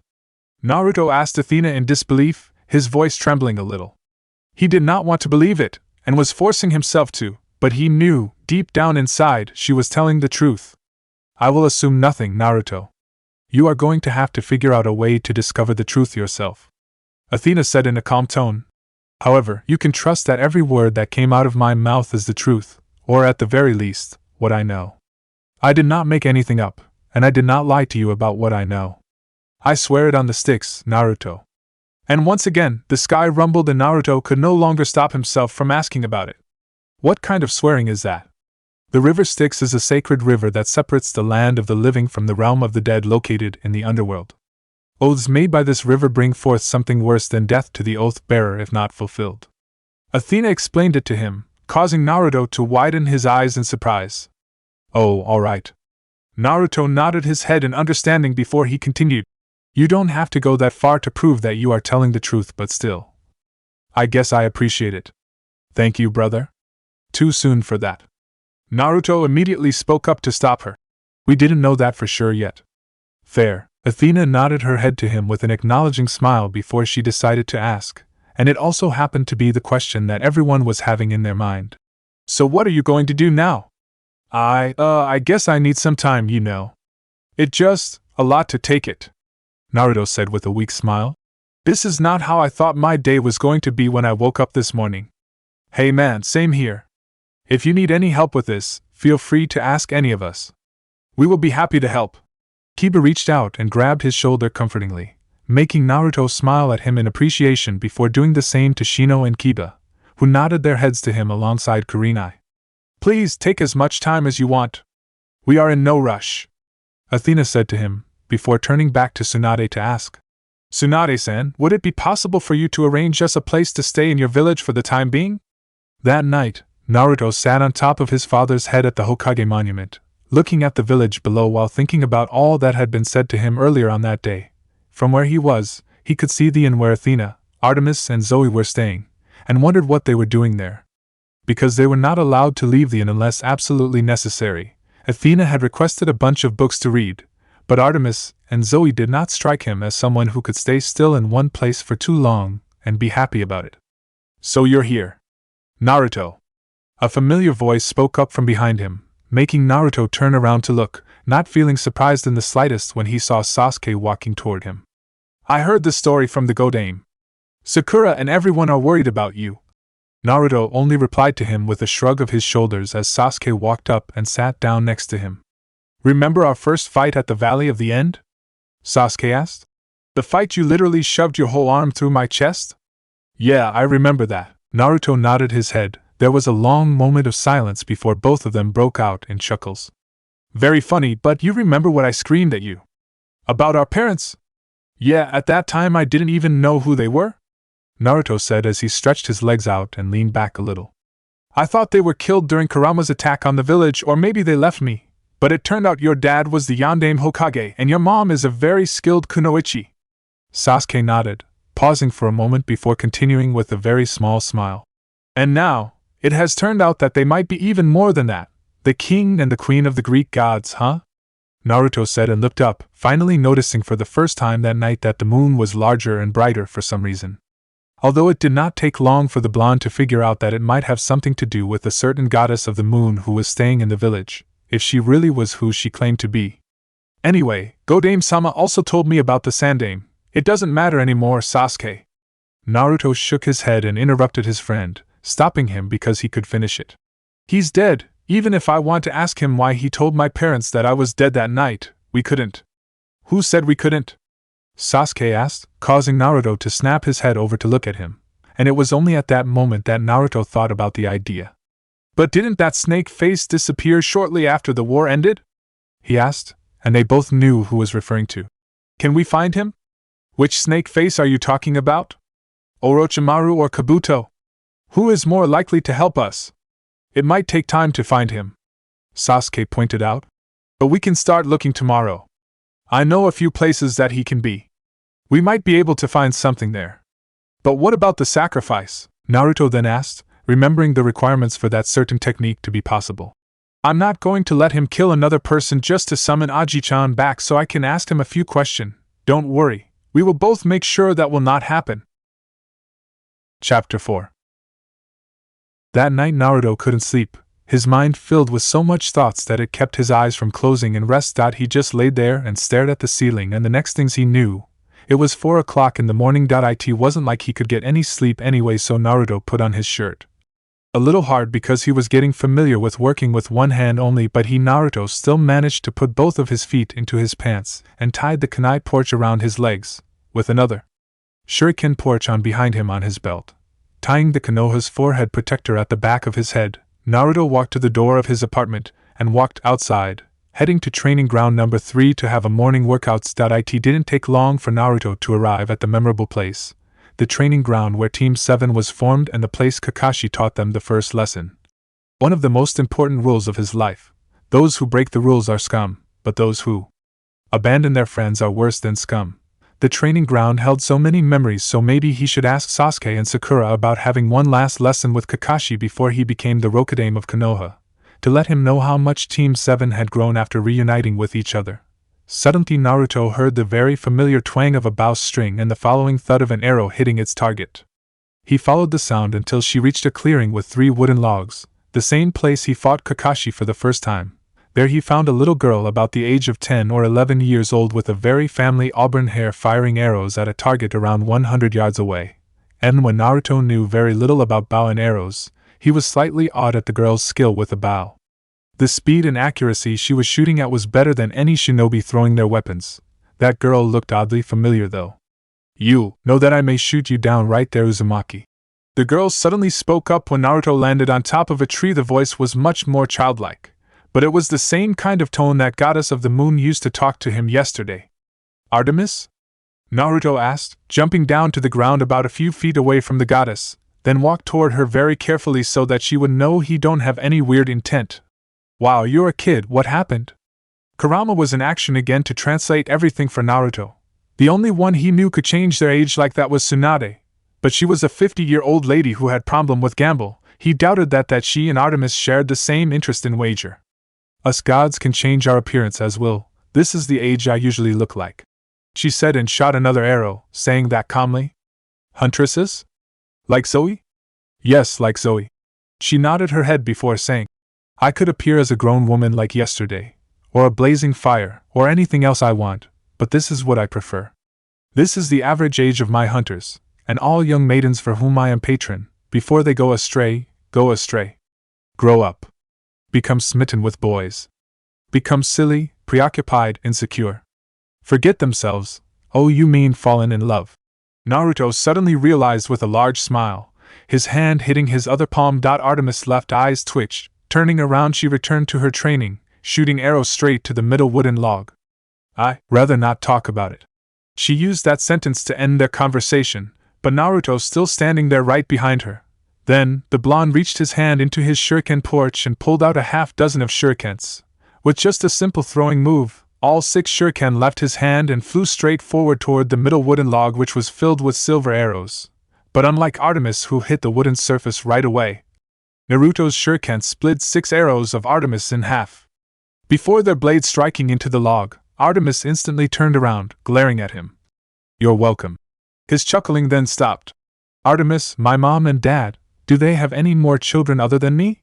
Kurama had filled him in that gods was immortal and his so-called godly parent had lived for more than 3,000 years as husband and wife, so it wouldn't be a surprise if they had any more children than him. Artemis looked at Naruto for a moment. She didn't know if she should tell him the truth or not, that her father was basically the biggest man whore ever and had countless affairs. Even the goddess standing in front of him, the goddess who was reading books in a tent not too far away, were all his half-sisters. But since he asked Zeus' children with Hera, she would answer the things he wanted. There are Hebe is the Greek goddess of youth and also the former cupbearer of the gods back at the old day. Artemis started, then Io was a goddess of war and destruction. Wait, isn't Athena the goddess of war? Naruto asked, cutting Artemis off her speech. Athena is the Olympian's goddess of war and wisdom, while Io was a minor goddess of war. She told him. Athena has a more important role than Io, but it's kind of opposite in Roman. She wanted to pull out the knife and got Naruto right there for making that totally confused face. Imagine your leader Tsunade and your shinobi council. So why didn't you just say so? Artemis nearly face-palmed. It seemed that she had figured it out his problem. This whisker-cheeks idiot wasn't as stupid as she thought, quite opposite actually, it's just that he was relatively naive, simple, and slow to understand principle or situations. often requiring an oversimplified analogy in order to grasp what was being explained to him. In short, to Artemis, a simple-minded idiot boy. Please continue. Okay then, next is Io, the goddess of war and destruction. Can't say I will get along with her if we ever met. So the boy wasn't like war, Artemis mused. Fair enough, since he already went through a war himself. The goddess of the mob already figured it out what he was going to say when she mentions Aries. Ilethia, the goddess of childbirth. Artemis continued. And then Hephaestus, the Olympian's god of forges, fire, technology, craftsmen, sculptors, volcanoes, and blacksmiths. Wow, that is a lot. Some of us Olympians have more than one domains. Like me, other than the goddess of the hunt and moon, I'm also the goddess of the chastity, animals, and the wilderness. Okay, alright, is there anyone else? Yes, Aries. Artemis said that with a very distasteful tone, making Naruto raise an eyebrow at her. Olympian's god of war, that's it. Yes, your eldest brother is mortal's least favorite. Naruto nodded. Unlike Athena, who is the goddess of wisdom, making her somewhat a goddess of war of justice, your brother is the complete warmonger, battle maniac and bloodthirsty. Typical man. Damn, Naruto scratched the back of his head. Why do I have a feeling that he is going to challenge me for a fight? Probably, was all Artemis said before returning to what she was doing. He got a big family was all Naruto thought in his head. He got a big family waiting for him at this place, Olympus. While most of them might not as pretty as he thought, like Aries or Io, they are his family, the family he always wished for when he was young. Then suddenly, after 30 minutes of neither party said any words to each other and focused on their morning workouts, Naruto's stomach suddenly grumbled like thunder, earning the attention of Artemis, who looked at him as if she was looking at a strange creature. Hee hee, sorry about that. Naruto laughed sheepishly. You're never stopped to amaze me. Artemis sighed, shaking her head. Just when I thought you're done showing yourself, once again you come back and show a new side of you. Guess it is because I am awesome, right? He grinned brightly, which really reminded her of Apollo's upbeat attitude. Hopefully he would never turn out like her childish brother. His stomach rumbled once again. Ugh, I have enough of your hungry-ness. She snapped her finger, and in a flash of light, a set of picnic table and chair appeared from thin air beside Naruto, surprise him. Wow, how can you do that? Godly power, Artemis replied shortly. Now sit down and I will find you something to eat. You know how to cook? Naruto asked, sat down while looking at Artemis in surprise. What do you really mean when you ask that question? Artemis asked, glaring at Naruto slightly, who just laughed sheepishly. Of course I know how to cook, but some boy like you don't deserve to taste my cooking, let alone eat it. She said that with a smirk. Well then how? But Naruto was silenced for the second time because Artemis clicked her fingers once again, and foods suddenly filled the entire table. Various kinds of foods, some Naruto never tasted or even saw in his life. Consider this an apology for how I acted yesterday, said Artemis, sat down in the chair opposite from Naruto. I attacked you for something nonsense and my behavior was like of an immature little girl. Well, you're a little girl, right? I mean, you can continue. Naruto was about to tell a joke, but stopped himself because Artemis looked up and glared at him like he wanted to eat him alive or put an arrow through his head. As I was saying before being rudely interrupted, Artemis said, voice full of sarcasm. Please consider this simple breakfast as the redemption for my actions. It wasn't like I was holding something against you, Naruto grinned, but thank for the meal anyway. He then picked up the chopstick and dug in, but after the first bite was in his mouth, Naruto looked at Artemis and asked, You don't eat? Gods don't eat, we live from the mortal's faith in our domains. Artemis then summoned a bowl of small cubes that put a piece in her mouth. But we can eat this, ambrosia, the food eaten by gods, or drink this, nectar, the drink consumed by the gods. She then summoned a cup filled with strange color liquor inside. Can I have some? He asked, wondering how the food and drink of gods taste like. Sure, have some. Artemis gave it to Naruto, who took it and threw it into his mouth. But since you're mortal, unless you want your blood to be turned to fire and bones to sand, then sure, have as much as you like. Naruto instantly spitted it out of his mouth, horrified. What the hell? He screamed in Japanese, and even though Artemis couldn't understand, he knew he was cursing and couldn't help but laugh. Naruto looked at the laughing little girl, pouting before turning down and returned to the normal foods. Right about the time I thought you're nice enough, he said, putting the food into his mouth. Hey Artemis, what? Can you summon ramen? Why is that food? It unhealthy, and please, it's my favorite food. He begged with hand in front of him. If he still had his right hand, then his hands would clap together. To me, it's the food of the gods, not that, dangerous cookies. He pointed to the bowl of ambrosia, which Artemis was pouring the nectar inside and ate it from a spoon. Okay, go on. Artemis groaned and summoned the food he wanted. Itadakimasu. He shouted and dug in, not even 10 seconds later. Done, can I have some more? He asked, grinning brightly, and put the bowl down, much to the shock of the goddess of the hunt. What in the Hades? What is wrong with you? She asked before shaking her head with her hands massaging her forehead. Forget that, here, just eat. She replaced the entire table with bowl and bowl of ramen, making Naruto grinned. Thank you. The rest of Naruto's breakfast ended in just 10 minutes, as he finished 10 bowls of ramen in just a few seconds. Really surprised Artemis. Artemis had never seen a boy like him before, who had proved to her that he was much more than he appeared to be. Sure, he was simple-minded, disrespectful, and sometimes full of himself, but he had amazing skills in fighting and a very great mind for strategy, as Athena had commented it when they watched Naruto and his friend fought against Kaguya. She hated to admit it, but she would have to fight her hardest if she wanted to keep up with the Naruto who only fought with just one arm, who easily defeated her yesterday and actually show enough skills with just that to defeat her 3,000 years of experience. Or maybe she was blinded with anger and he defeated her easily using that at his advantage. That must be it, Artemis mused to herself. It was her anger that clouded her judgment and made her to lose to him. He fought on the equal ground against a primordial being, remember? Artemis shivered. She could hear those words from the deepest part of her mind. Even ninja of this village was able to keep up with Zoe and could kill her in a close combat battle by the time her arrows ran out yesterday. She now knew why the older gods and goddesses never told them about this world. Hey Artemis, Artemis! Naruto suddenly spoke up, clicking his fingers in front of her face to draw the goddess of the moon back to the ground. Her mind probably like the moon going somewhere above the sky, he mused. Oh sorry, what do you want to say again? She blinked and looked at him. I want your help today, Artemis, he said. I want to find out the truth about Sarutobiaji-chan's lie about me to my parent, but wasn't he already dead? Artemis crossed her arms on her chest. Sure, gods like us can go to the underworld if the owner allow, but your world's world of afterlife is very different than ours. There is no guarantee that we can enter it the same way. I don't need you to take me to the underworld, hell or heaven, whatever it is. He shook his head. But I heard from Kurama that you have the ability to track one down even if they are halfway around the world. I want you to help me find this man, Orochimaru, and he is the key to all my questions. Find another man, this mission can't get worse. Artemis wanted to slap herself. Alright, I will help you, but as soon as you got your answer you will come with us, alright? If that satisfy me. Naruto nodded. Line break. It's nice to see you two so friendly this morning. What happened? The goddess of wisdom asked Artemis, sitting down the picnic table, the same spot Naruto had been sitting a few hours ago to talk to her half-sister. The blonde shinobi was standing in the water while punching and kicking his feet around, trying to get used to fight with his left arm since now he had to fight with just one hand for some time. We started off in the wrong foot. Artemis nodded.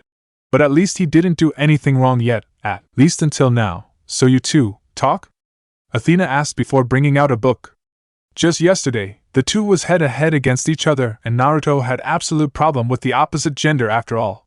And treat him breakfast, as an apology for action tomorrow. Did he talk anything about coming with us? Yes, but he needs to find out the truth about him being here without his parent knowing. He need me to help him find this man, named Orochimaru. Athena raised an eyebrow at this. Something about this man could help him talk to Hiruzen. Well, Shinobi has plenty ninjutsu and powers that we still don't know anything about. Artemis couldn't help but agree. You two talk? Can we just talk about something else? 7 o'clock. The two goddesses and huntress stood in front of the main gate of Konoha behind Team 7, the same team of mortal that fought against a woman who was as strong as the primordial gods. Naruto and Sasuke had told Tsunade about the idea of finding Orochimaru to search for the information he wanted, and since Sakura was there as well, Naruto couldn't help but ask the last member of Team 7 to go with them to make their team a whole again in this mission. Tsunade-sama is nearly done with the prosthetic hands made from Hashirama-sama's cells? Sakura told her teammate. I guess when we come back after this mission you two will have your hands back. Great. Naruto grinned. At least he wouldn't have to learn to do the simplest kind of things with just one hand for the rest of his life. Like fighting with both arms were better than with just one. I don't think I can receive it anytime soon. Sasuke suddenly spoke up. What do you mean? Sakura asked while Naruto remained silent. He knew his friend would bring up this subject and told it to Sakura. I need to see it for myself. How the world looks. Sasuke told her. What? Sakura shuddered, looking down. Artemis' eyes twitched a little. Did that girl in love with that black-haired boy? In her opinion, that was the worst possibility that could happen to any girls, no matter what worlds they were. Sakura was a strong young woman. The fight with Kaguya clearly showed that and would be a fine addition to her hunt. Maybe she could ask the young pink-haired lady to join her hunt after this, since it looked like the black-haired boy was going to leave her. Before Sakura can say anything further, Kakashi Hatake appeared with his hands in his pocket. So, the team is all here, Kakashi said with his usual tone. Yo. He greeted Team 7 with a nice smile before turning to the goddesses and huntress. It's my pleasure to see two goddesses in person. I'm Kakashi Hatake and the Rokudame Hokage of this village. He then added. I was also the sensei of Team 7, Kakashi-sensei. Naruto gasped in surprise. What are you doing here? I thought you're… Now don't worry. The masked man smiled. When I heard that you three are about to head out to find Orochimaru, I couldn't help but come here as soon as I can. As soon as you can? Naruto asked, slightly smirking. So, there is no black cat on the street and helping old lady this time? It was 2 hours ago that I walked out of the Hokage's office. Naruto and Sakura groaned while Sasuke just sighed. Relax, I'm just kidding. Great Team 7 are all here for our last mission. Naruto grinned brightly before turning to the immortal group behind him. I think it's time to go, ladies. He spoke in English. Okay, but first. Artemis walked to the group. Can anyone tell me how is this Orochimaru looks like? Snake face, evil eyes. Naruto described very simple. Really pale skin, look like someone already dead. Those who can speak English looked at him. What? It's the truth, Kakashi. Do you have a picture of Orochimaru or anything that can show Artemis about him? Athena asked the new Hokage of Konoha. Oh, Tsunade-sama gave this to me. Kakashi pulled out from his shirt pocket a picture and gave it to Athena, who could see a younger Tsunade and a man with long spiky white hair and another one with long black hair and pale skin. Naruto was right. His skin was really pale and looked like someone already dead. I take that this man is Orochimaru. Athena nodded her head before giving it to Artemis, pointing the pale-skinned man in the picture. Then, she closed her eyes and not a moment later the shinobi could hear the sound of a lot of animals were approaching them. All gasped in shock when hundreds and hundreds of various kinds of animals instantly present in front of Artemis. Birds gathered around the area and there were still more to come. Foxes, wolves, wild cats. Even creatures like bugs, butterflies and snails were present, and in front of the goddess of the hunt. Damn, Naruto said in amazement. She probably a goddess, Naruto commented while looking at Artemis, who was showing the animals the picture of Orochimaru and the other Sannin. Alright, split up and find this man for me, also tell your friends and the other creatures as well. She said loudly and instantly, the animals all bowed to Artemis before parting away, disappeared as fast as they appeared. Now we wait, just in case they can find him. Sasuke spoke up. We should head to one of Orochimaru's old hideouts at Otogakure, in case he decided to return there, alright. Kakashi nodded his head while Athena translating everything back to Artemis. Let's go, team. They all nodded and the shinobi shot up, moving fast on top of the tree while the goddess of the mood and her lieutenant ran below them on the ground. Athena transformed herself into an owl and flew up, flying on the sky. They traveled for 3 hours at top speed. Either parties talked to each other but talked among themselves, as Athena and Artemis were conversation through telepathy about Elemental Nation and what Athena had found out about this world. Zoe was keeping a close eyes on everything around her, taking in every details of the incredible wilderness of Elemental Nations. Either huntress had seen such fine nature like this before. Then suddenly when they about to arrive at the border between Land of Fire and the Land of Sound, Artemis shouted, "Wait!" Everyone stopped and the shinobi got down to the ground. The stormy gray owl flew down and transformed back to Athena. Did you find him, mistress? Zoe asked, the same question all wanted to ask her. Just wait a second. After saying that, the auburn-haired goddess put her hand on the ground and stayed silent for a little before standing up again. Found him, what? Just like that? Naruto asked, surprised. I mean, shouldn't one of the animals return to you and tell you wherever Orochimaru is? I can communicate with animals, even from far distance. Artemis shook her head. One of them found Orochimaru and 3 more shinobi at the underground base about 3 miles from here. I know that place. Orochimaru returned there to gather all of his research with the rest of Taka. Sasuke nodded his head at Naruto, and he was wondering where his short-time teammate was. His old team, Naruto explained. I will lead the way. The auburn-haired goddess said before heading toward the direction the animals were leading her as fast as she could while everyone following closely behind. It didn't take long for them to arrive at their destination, a small area surrounded with trees and rocks, hard to find Orochimaru's headquarters if not for Artemis leading them. The first impression about Orochimaru's headquarters was an underground basement, with a secret door hid really well but soon found by Zoe. Naruto, wait! Sakura shouted when suddenly, Naruto launched himself forward and rushed toward the secret door of Orochimaru's hideout without any stopping. However, before he could get in, Naruto was bounced back by an invisible barrier. Interesting. Athena got next to Naruto, bringing her hand out to touch the invisible barrier. Of course, Orochimaru will put something like this to protect his base. Kakashi nodded his head before turning to his team. This is a very... But before he could say anything more, Naruto, who just took a few seconds to gather natural energy, with his left hand, punched the barrier with so much raw strength that the collision shook the entire area and shocked everyone, completely shattered Orochimaru's protection with his physical power alone. Powerful barrier. Kakashi finished his sentence while the barrier collapsing in front of them. Sasuke just sighed. Idiot, Sakura shouted and punched Naruto upside down on his head, actually held back a lot of her strength in order to not seriously hurt him. Now he is going to think someone is attacking him. Hey, this is faster than waiting for Orochimaru to come out or us unseal the barrier. Naruto cried out while holding his head in pain. Typical do first think second, Athena commented. Blindly charge into battlefield like that can get you killed sometime, so you have any other ideas to get in? It's not like we are in good term with Orochimaru and Taka. Well, other than Sasuke, I had plans, Athena said blankly. But you ruined it, thank you very much. Duh, a guy is trying to find the truth here. Athena only shook her head and followed the other inside, with Naruto opened the door for all of them. Naruto. Kakashi was the last one, standing at the door and looked at Naruto. Can I have a few words with you? Of course, sensei. He nodded. I know that you're very worried about the upcoming meeting with the Sandaime, the Rokudaime Hokage said. But you need to calm down. Losing your cool and risking everyone's life like that is not you at all, sensei. Artemis-sama said Orochimaru inside. A goddess said Orochimaru is inside this place, then they mean he is in here. Kakashi gave him an eye smile. He is not going anywhere and more friendly than before. I believe that he will help you summon Sandaime-sama. So takes a deep breath and calm down. With that, Kakashi walked inside, leaving Naruto with himself outside of the underground basement. The blonde sighed. He shouldn't act like that. Kakashi was right, he needed to calm down and think more carefully about the situation. He had to make sure he was calm and clear-minded when talking with the man who currently the reason for his childhood without his family.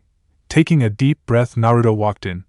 When Naruto were 3 steps inside, Sasuke Kyuan!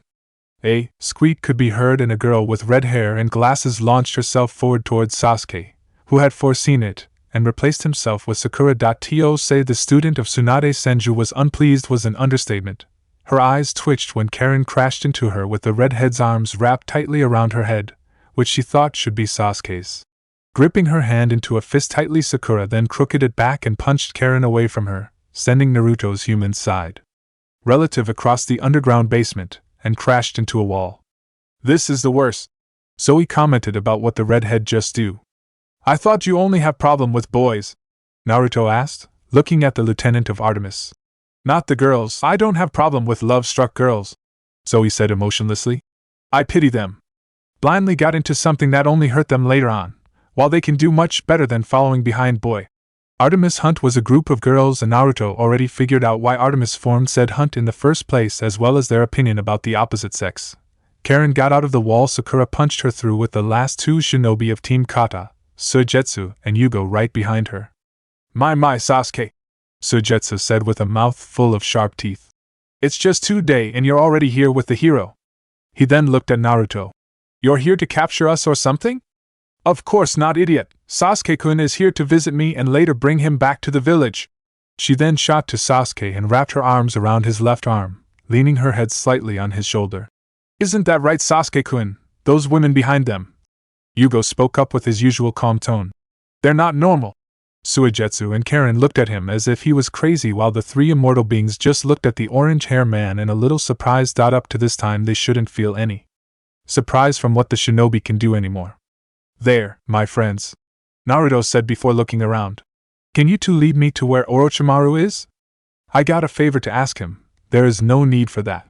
A cold and chilling voice could be heard as Orochimaru made himself present to everyone. Wearing the same attire he wore, the legendary Sannin of Konoha walked out from a secret tunnel with a smile. You four, especially the Hokage and Sasuke-kun, are the last person I expected to visit this place. He then turned his eyes slightly to the immortal group. And bring some unfamiliar women with you too. Good to see you too, Orochimaru, Kakashi sighed. So can I ask why you are here? The snake Sannin asked. Not here to bring me back to the village and commit my crime, I hope. We need you to help Naruto talk to the Sandaime-sama. Sasuke informed, and Orochimaru was a little surprised at this. There is something he needs to ask. Then you perfectly know what jutsu is need to summon him as well as the requirement. The Sannin said calmly. Lucky for you that, Naruto, I have one here with me. Orochimaru then turned around and walked ahead. Please. Follow me, oh right, but let me warn you, if you intend to use a human's life to summon the Sandaime, I will make sure that you have a few scars that can never heal. Naruto quickly followed right behind Orochimaru, saying that and made the snake-eyes man stopped. If using a human is the only choice for the sacrifice, will you still do it, Naruto? The blonde was a little taken aback by that question. He looked down a little before quickly turning his eyes back to Orochimaru. I will find another way. I just want to ask Aji-chan directly. Naruto told him. If there is no other choice, I will find a different way to find out the truth. Very well then. They all head to a wide room of Orochimaru's underground basement, where the room was being lighted up by multi-candles inside of the snake's mouth, which were opened wide on the wall. Athena could clearly see the place was some kind of laboratory in a way, with multi-strange device and documents on the papers, with lots of scroll and some books as well. And in the middle of the room there is a tank filled with liquid, and inside was... Isn't that Zetsu's clones? Naruto asked, surprised. I thought they was all disintegrating. Took me a while to keep him alive, but he is not the original one from Zetsu's army. Orochimaru smirked. He is the second one and the most stable one. The original and the first clone already crumble away before I could stable them. He cloned that man from an original man? Athena asked Naruto quietly. As far as she concerned, their origin shouldn't be known by too many people. Athena was talking with Naruto while looking at the pale man with spikes on his body floating inside the tank filled with water. Taka was helping Orochimaru drank the liquid away to take Zetsu outside. Indeed he was? Naruto scratched his chin. Your worlds doesn't have cloning? Artemis and Zoe turned to hear their conversation in interest. Cloning isn't an unfamiliar term to our world, but clone a human being was banned right after the idea was given. It was wrong, simply inhuman, but we can clone animals or an organ to replace the damaged organ. Wow, I think I can understand that. Naruto nodded his head. I don't think my world have any rule forbid us from cloning, but I don't think anyone other than Orochimaru and Kabuto ever done this. He then made a clone of himself appear next to him with one hand seal, surprised the immortal group when a perfect replica of Naruto appeared.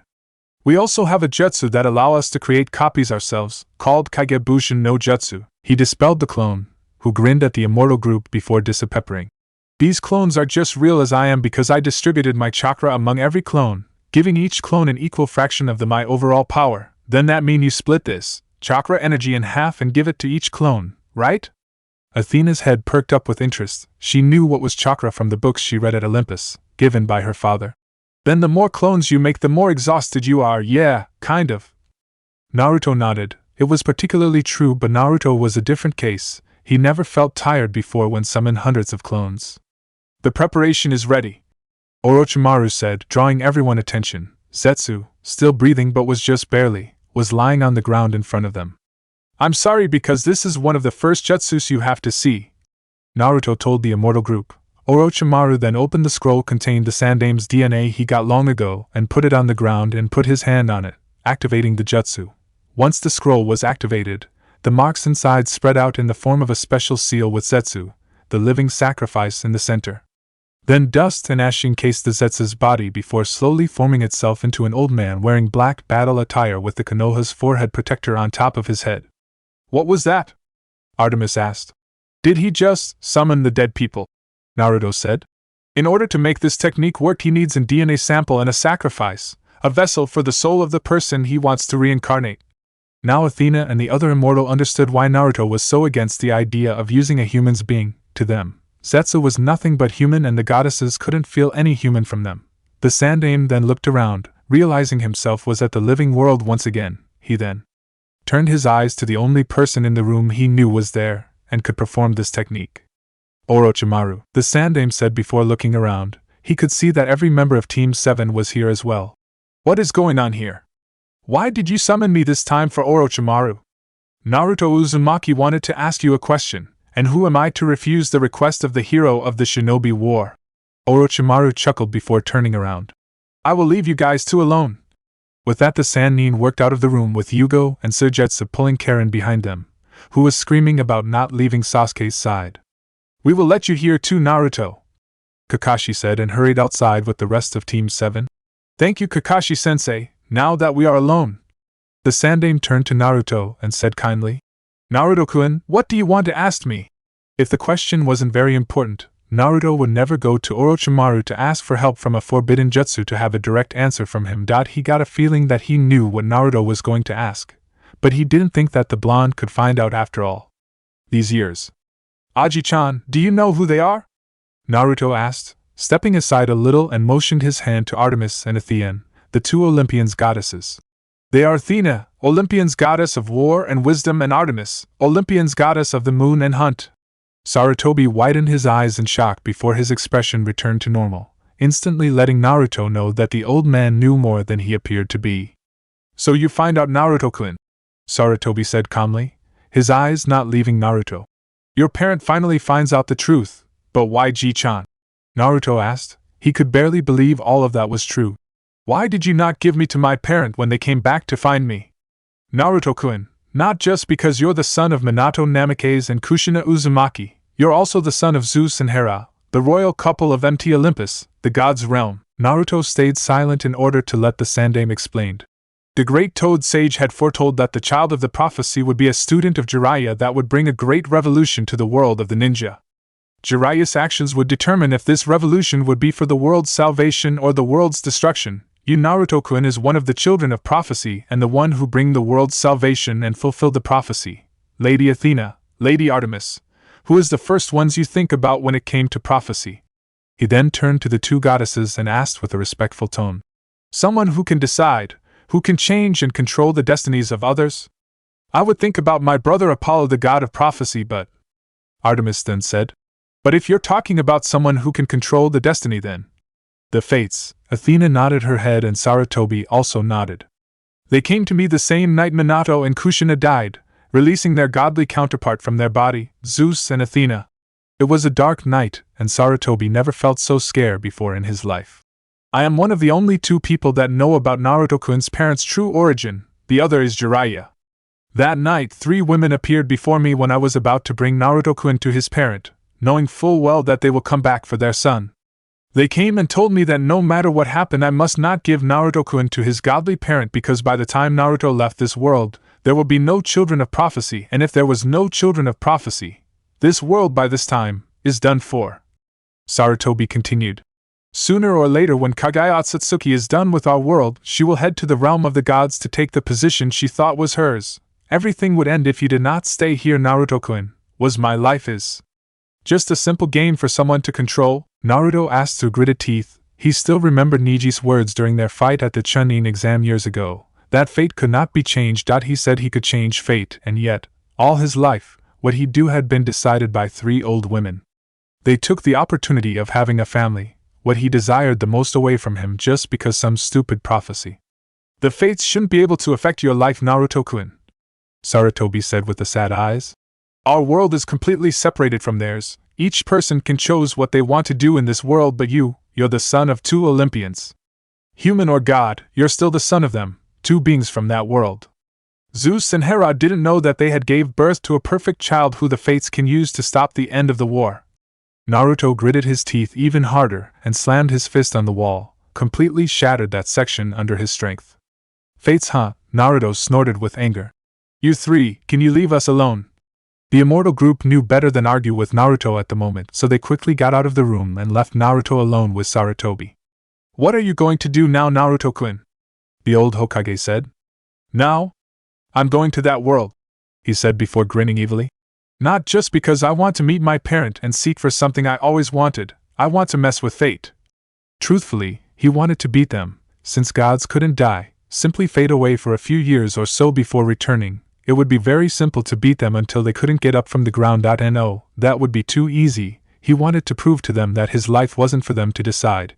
He would piss them off first, do something that was out of original. He would mess with their domains. He would change every single future they decided to his liking. Unpredictable is in your name, brat. Kurama smirked. But not even gods dare to defy the fates like you. Are you sure you're ready to take this challenge? You know me, Kurama, Naruto said with a confident smile. I will show them I am more than capable of doing that, Ji-chan. Naruto looked at the Hokage. Thank you for telling me the truth. I think I know what I should do. I'm sorry for not telling you, Naruto-kun, but as you can see, I died too soon before you can mature enough to handle the informations. Sarutobi said sadly. Don't worry, Ji-chan, but Naruto-kun, if you decided to go to your parent world, I have a few words for you. He then said with serious tone, the world you are about to go to is a very complicated world. The gods held pride and powers at some time. They shouldn't be the people you think they should be. Even your parent Naruto, Zeus and Hera. While they could be one of the greatest people in this world at human, they was not the best kind of gods out there. Even the two goddesses waiting for you outside. Naruto nodded. Athena might appear to be a wise goddess. Artemis could be a very prideful goddess, but sometime they are not who you think. Just promise me that when you know the truth, you will handle wisely everything like the hero you are, who led the shinobi world to victory. I promise, Ji-chan. Chapter 5. Okay, Naruto scratched the back of his knees. Pacific Ocean, good, what about this one? Athena pointed to another area on the huge map she was using to teach Naruto about their world. Around them was multi-books and various kind of comics, which were all for children half of his age. Of course, Naruto couldn't depend on Kurama all the time, so he asked Athena to help him with English since she was the most friendly one among the immortal group. But it wasn't make her an easy teacher. Quite opposite, to say the least. Naruto totally forgot that this woman was the goddess of wisdom, and his normal behavior wasn't tolerated by Athena in the slightest. This goddess made Irika's strict teaching look like teaching children how to count from 1 to 10. But he learned fast. Athena said that herself. Even the goddess of wisdom was surprised by this. Artemis, however, wasn't.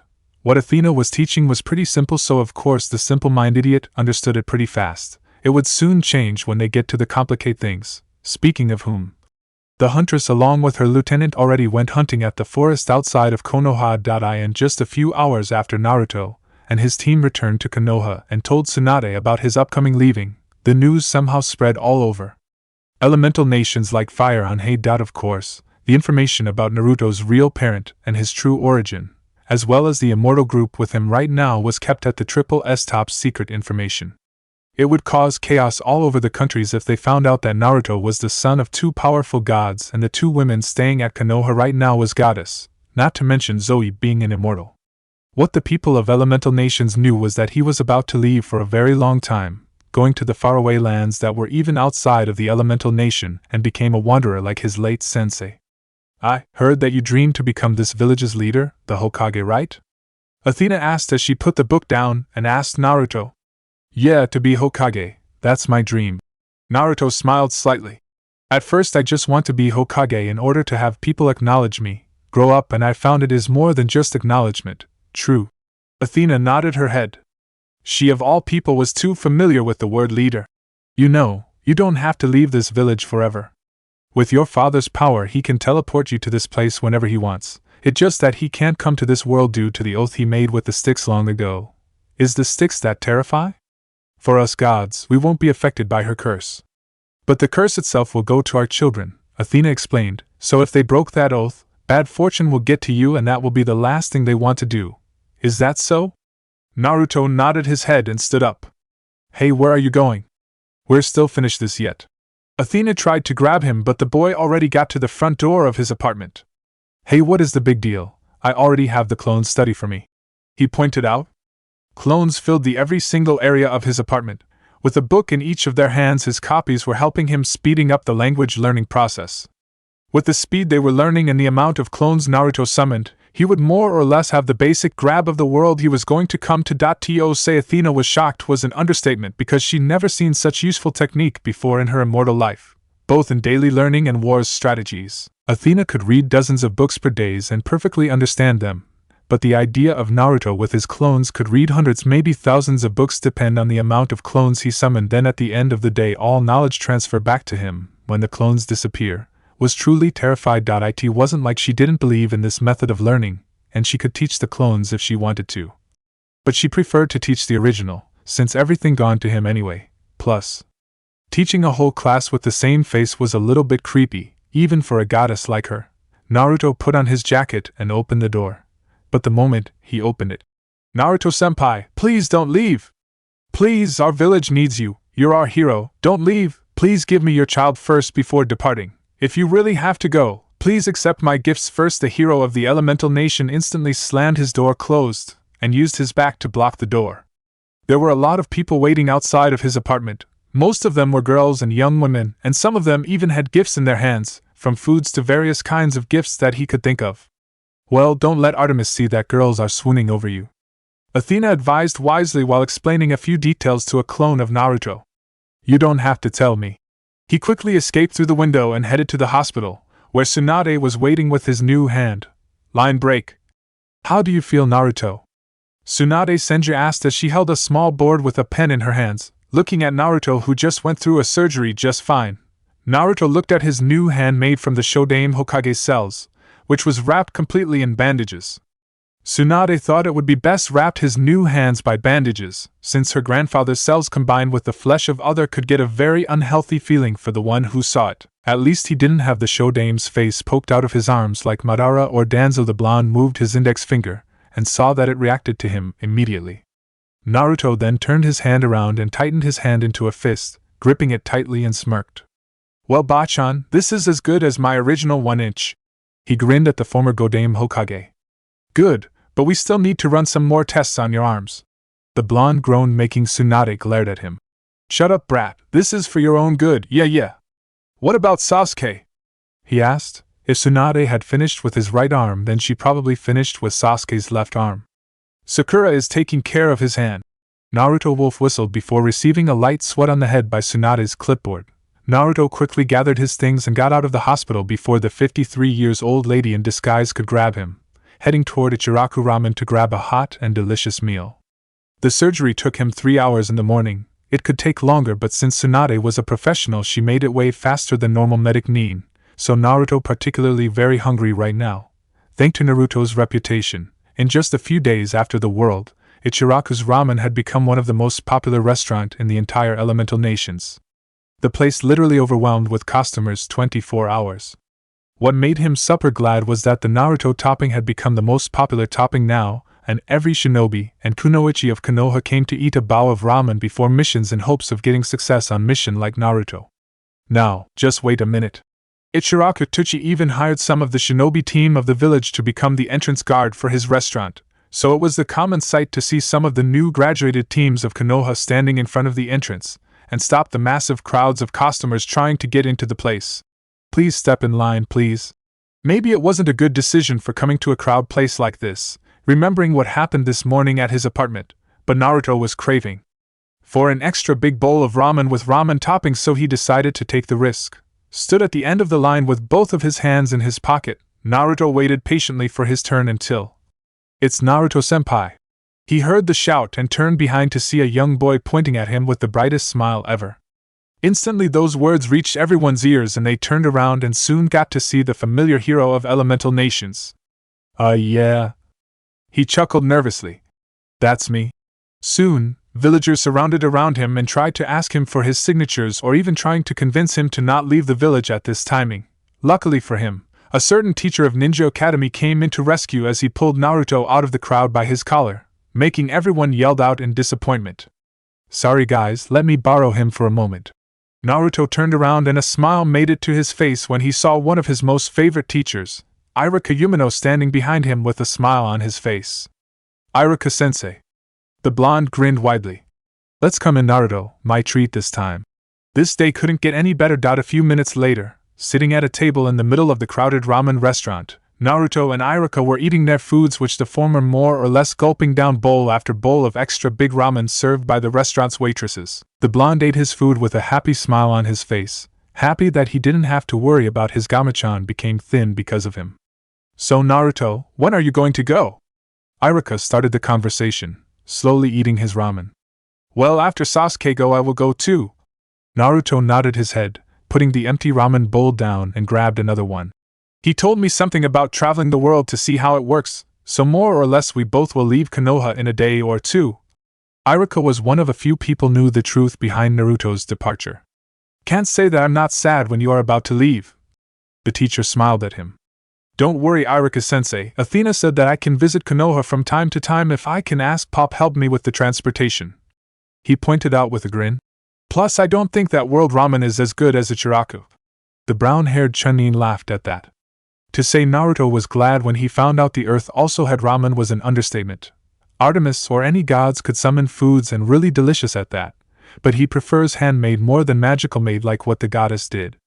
I never got to say this to you, Naruto, but I thought it was just yesterday that you're still a genin and I treated you at the small ramen restaurant like usual. Iruka said, looking Naruto with soft eyes. But now you sit here, the hero of the Fourth Great Shinobi War, adored by many and loved by all. I couldn't be more proud of my little brother. The teacher smiled and rubbed Naruto's head, making him grin. A few minutes later, Naruto and Iruka exited the ramen restaurant with the brown-haired Chunin's wallet literally broke, but he didn't have anything against it. The owner of the restaurant, Ichiraku Tuchi, wanted to treat his favorite customer free ramen, but the both of them quickly shut down the ideas and paid for the meal. Iruka paid for the meal. Naruto and I-chan! The blonde turned his head and saw Konohamaru running toward him while waving his arm. Hey Iruka-sensei! Konohamaru? He asked in surprise before grinning. How are you? I'm great. The grandson of the late Sandaime Hokage grinned before saying, Hey, check this out. There is something I want to show you, really? Yeah, he nodded before running ahead. Hurry. Or wait for me. Naruto quickly followed behind, not forgot to wave goodbye to Iruka. See you later, Iruka-sensei. The two of them got to Konohamaru's house and the genin led Naruto into a room looked like a storage room with a lot of stuffs and boxes and things that looked pretty old and untouched for a long time, though the place was well kept and tidy. I found this while cleaning the place. The smaller genin grabbed a big box and put it down to the ground, opened it, and showed Naruto a grinning monkey wearing the Hokage's hat as well as the costume of the Sandaime Hokage. What is this anyway? He looked at it with curious eyes, glancing into the box, and saw a lot of things inside too. Junks? It's not junks. Konohamaru shook his head. They are all remembrances of Aji-chan. Oh, Naruto nodded his head. So what is this stuff's all about? I think this is your mother's things, Naruto and I-chan. His eyes widened in surprise. Aji-chan keeps all her things here. He then reached his hands into the box and pulled out a blue scarf with white stripes. Here, I think she made this for you. Naruto gently took the scarf from Konohamaru and held it in both hands. Mother, he whispered in English. She made this for him. Kushina Uzumaki, or better known as Hera, made this for him. You should keep them. This is your mother's belongings after all. Okay, thank you, Konohamaru. Line break. YOSH Naruto Kyuen. The flame of youth within us is burning brighter than ever, so let's party until both of us can even walk anymore. Lee shouted energetically, with a voice full of power, youth, and put his hand on Naruto's shoulders, leaning against the blonde while holding a bottle of water in his hand. Hee, alright. Naruto chuckled nervously, glad that guy had changed the bottle of sake with the bottle of water from Lee's hand, or else he would be screaming and using drunken fists to destroy the whole place. They were at the Ichiraku's ramen again, but this time the place was used to give Naruto the farewell party. He had tried to explain to Tsunade that he wasn't going to go forever and would visit the village from time to time, but the busted Hokage shook it off and forced him to go to the party against his will. All of Naruto's friends and close people were here, from the Rookie 12 and Team Guide to Konohamaru and his squad, with Hephaestus sitting at the round table in the middle of the street, which had been closed at both sides in order to have enough spaces for the people invited to the party, laughing with each other. Guy and Kakashi and the teachers of each team with Iruka were talking with each other, with the former sitting on a wheelchair and still hadn't fully recovered yet but still came here, which Naruto very grateful about. Even the Kages were here, sitting at the table while talking with each other. The Sand siblings were having a hard time trying not to get sucked too much into the party, but he could see that Shikamaru and Temari was pretty close with each other now. The immortal maidens were also invited, and they currently sitting at a lone table at the corner. They would never come here if not for Naruto forcing them to come. With Athena was the first goddess since she was curious about the villages, and Artemis and Zoe had no choice but followed her as well, since Athena was the only one who could speak Japanese. Misunderstanding in language could cause unnecessary trouble. Here you go, Naruto. Ino and Sai approached him and gave the blonde a small box, a departing gift. This is from the both of us, thank you, Ino. Sai. He nodded gratefully, and opened his scroll to store the next departing gifts his friends gave him, which he had received all night. The party continued for the next 3 hours with a lot of things happened. Lee finally got his hand on Sake, and the next things they knew, Guy's favorite student was dancing around while moving his body wildly in the drunken fist, destroying everything he caught sight of and sent anyone who tried to stop him flying until Artemis snapped her finger, turning him into a creature that resembled a rabbit and antelope horns, much to everyone's shock. But she did turn him back to normal after everyone secured him, to make sure he wouldn't destroy the restaurant if he is turned back to normal. Naruto sat opposite from Sasuke, who liked him already had a new hand. They talked about their own intention in the future, separating themselves from the wild party. However, when the party was about to end, Naruto caught sight of a young woman sitting at teammates' table. Unlike everyone who had already drunk and laughing, she was having her head down, and her eyes looked sad, hands gripping a small box tightly on her lap. Since the funeral, he'd never seen Hinata Hyuga look so sad like that. Excuse me, Sasuke, Sakura-chan. He stood up from their seat and walked toward Hinata's table. Where are? But Sasuke was stopped when Sakura put a finger on his lips. She was smiling while looking at Naruto. Naruto stood at teammates' table for a moment. It seemed that Hinata still not realize he was standing behind her yet, so he spoke up. Hey Hinata, can I sit here? The girl's head snapped up and she turned around to look at him with wide eyes. And Naruto-kun? She stuttered in surprise. Of course you can. And he did, sitting at the chair next to Hinata. They stayed silent for a moment as either party decided to be the first one who start the conversation. Getting uncomfortable with the silence between them, Naruto decided to speak up first. So Hinata. Naruto-kun. However, Hinata also decided to break the silence as the two looked at each other for a moment. You. Once again they said at the same time, but the light lavender eyes beauty quickly said. You go first, Naruto-kun. Oh, alright, he nodded. Why didn't you enjoy the party and sit here all alone? He asked, looking at her. I don't feel like partying tonight, she whispered. Naruto-kun, yeah? Are you really going to leave? She asked quietly. Yeah, was all his reply. I don't know for how long, but I will make sure to ask my dad bring me back to visit you guys every chance I got. Even himself was unsure of that. Sorry Nar, Yuto-kun, but I need to go now. Hinata then suddenly stood up and ran away with the box held close to her chest. In just a moment Naruto could see a small glint of light from her eyes. It was tears. Dumbfounded Naruto sat there, questioned himself about what just happened, scratching the back of his head in confusion. His eyes stayed on Hinata. Sigh. Naruto turned around and saw Sasuke and Sakura standing behind him. You will never learn, do you? I'll learn what? Naruto asked with a slight forced smile. Follow her, dumbass, Sakura shouted and slammed her hand on the table, making it broke into pieces and made the foods and plates fell down to the ground. Naruto flinched and jumped out of his chair. Hai! He shouted, spinning around and went after Hinata as quick as he could. With his speed he quickly caught up to her, but Hinata already got into her house and closed the door behind her. Oi Hinata, he shouted, slamming his hands against the door rapidly. Please open the door. There was no answer. If you don't open the door, I will break in. He was going to be in so much trouble with Hayashi after this. But then again, he wasn't going to stay in this village for long, so luckily he would escape the usual stoic Hyuga's wrath. And it was about time he test his new hand's ability to use ninjutsu. Bringing his hand back, Naruto summoned an orange Rasengan in his hand. It was a lot easier to do it with only one hand than before, and the blonde couldn't help but grin at that. I will count to 3. If you don't open it, I will break in. Maybe this method was a bit extreme. 1, 2, 3. He thrust his hand forward. However, right at that moment the door opened. But the girl who opened it wasn't Hinata, but her sister Hanabi. Shit! He stopped midway and deactivated the jutsu before it could touch Hanabi. And Naruto-senpai? The girl looked up. What was that? Nothing. He hid his hand behind his back quickly while the other scratching the back of his head, laughing forcefully. Nothing at all, Hanabi-chan. I heard your voice, so I came to open the door, she explained. You want to come in? Nei-sama just returned home. Oh, alright. He walked in and followed behind Hanabi. Sorry for not coming to the farewell party, Naruto-senpai. Hanabi glanced at him and said apologetically. Don't worry about it. He shook his head and followed Hanabi until they were in front of Hinata's room.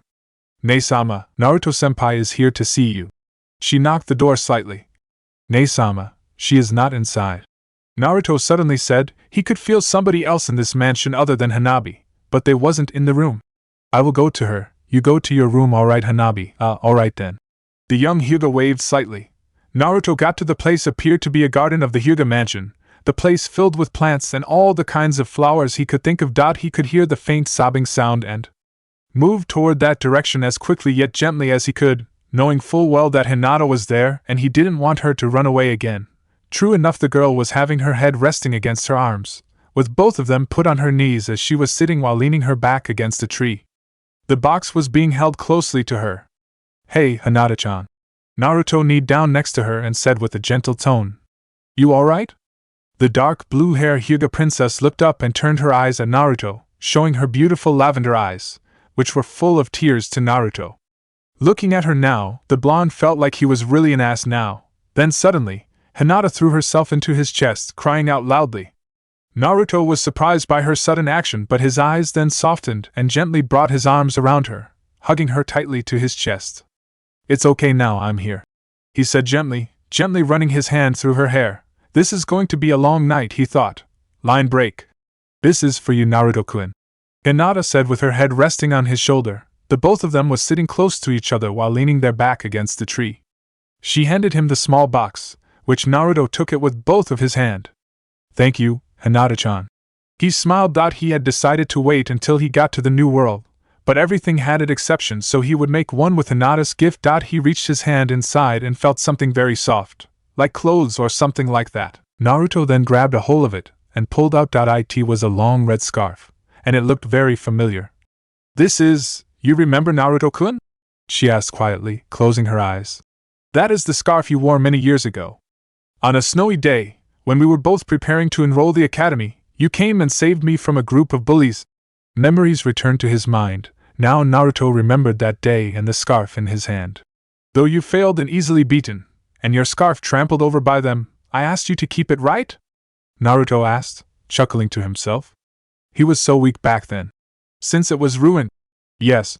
And you kept it till this day. He looked at the scarf. And you even knitted it back again. Yes, Naruto-kun, she whispered. Strange, in just a day and I got 2 scarf. He chuckled, pulled out from his pocket the green one of his mother, showing it to Hinata. My mother made this to me before, you know, she died and returned to her world. Is that so? Hinata put her hand on the scarf and gently moved her hand on it. She could tell that the person who made it put a lot of effort into making the scarf, just like her when she knit Naruto's scarf. Thank for the gift again, Hinata. He smiled at her. Thought it would be weird if I wear them both at once. So maybe he would change them to a regular basic. Naruto-kun, you said you will return. She then moved her head back slightly to look at him. Are you really mean it? Of course, Hinata, I mean it. He nodded. No matter where I go, this place will always be my home. To me, there are a lot precious people here, those that I consider my family, Sasuke, Sakura-chan, Kakashi-sensei, Bachan, Iruka-sensei, you. He looked up, leaning the back of his head against the tree. So of course I will be back. There is no way I can leave this place for long. Every weekend if I can help it, I'm glad. Hinata smiled softly and leaned her head against his shoulder once again. The two of them stayed like that for the rest of the night, enjoying each other's company. Line break. All set? All set. Naruto nodded his head, gathering the rest of the scrolls which was containing his ninja's gears, weapons and of course the gifts everyone gave him and put it into his backpack. He walked to the table and took the old picture of the Team 7 when they were just past Kakashi's bell test. Put it into his bag, checking every drawers to make sure he didn't leave anything back. Naruto opened the last drawer and saw Sasuke's old head protector. Freezing for a moment, he then reached his hand out and grabbed the thing, put it into his pocket and threw the backpack on his shoulder after zipping the zipper up. Alright, let's go, Naruto said to Athena, who was standing by the door waiting for him. The two of them walked to the main gate of Konoha in silence. He was going to leave the village very soon in the morning, so there weren't many people currently on the street of Konoha. The two regrouped with Artemis and Zoe after the two of them had finished packing up their things, some of which were the fur of animals Artemis said could only be found at this world. When they got to the main gate, Naruto caught sight of his best friend, standing with his back leaning against the gate. Can't say I'm not surprised to see you here, Sasuke, Naruto said with a slight grin. His hand reached into his pocket and grabbed Sasuke's forehead protector. I thought I would be the first person to say goodbye, the Uchiha said, but I guess I was wrong. He stepped forward and stood in front of Naruto. So I guess this is it, huh? Yeah, when I return to visit Konoha, Naruto said. I doubt that you will be here to greet me. Do you really have to leave? Naruto asked, pulling what he was holding out of his pocket. Sakura-chan will be sad, you know. I know I have to do this. Sasuke shook his head. To see how this world really work, and redempt from my sins. Naruto sighed before his face spread out on a small smile. He then brought the forehead protector up and gave it to Sasuke. I think this is yours. Sasuke grabbed it with a nod. You can leave this world to me, Konoha, Fire Country, Elemental Nations. Sasuke then smiled. If you need any helps, you know where to find. I know. Take care, Naruto, Sasuke said loudly. You too. With the final nod, Naruto stepped up and stood beside the immortal group. Sasuke then took a few steps back to make some distance with them. Let's go, Naruto said, earning a nod from Athena. Okay then, she then looked at the sky. We're ready, father? Naruto asked in confusion, but the next moment, a lightning bolt shot out from the sky and struck the four of them. In a blink, the group was gone. Chapter 6. Why do they have to be here anyway?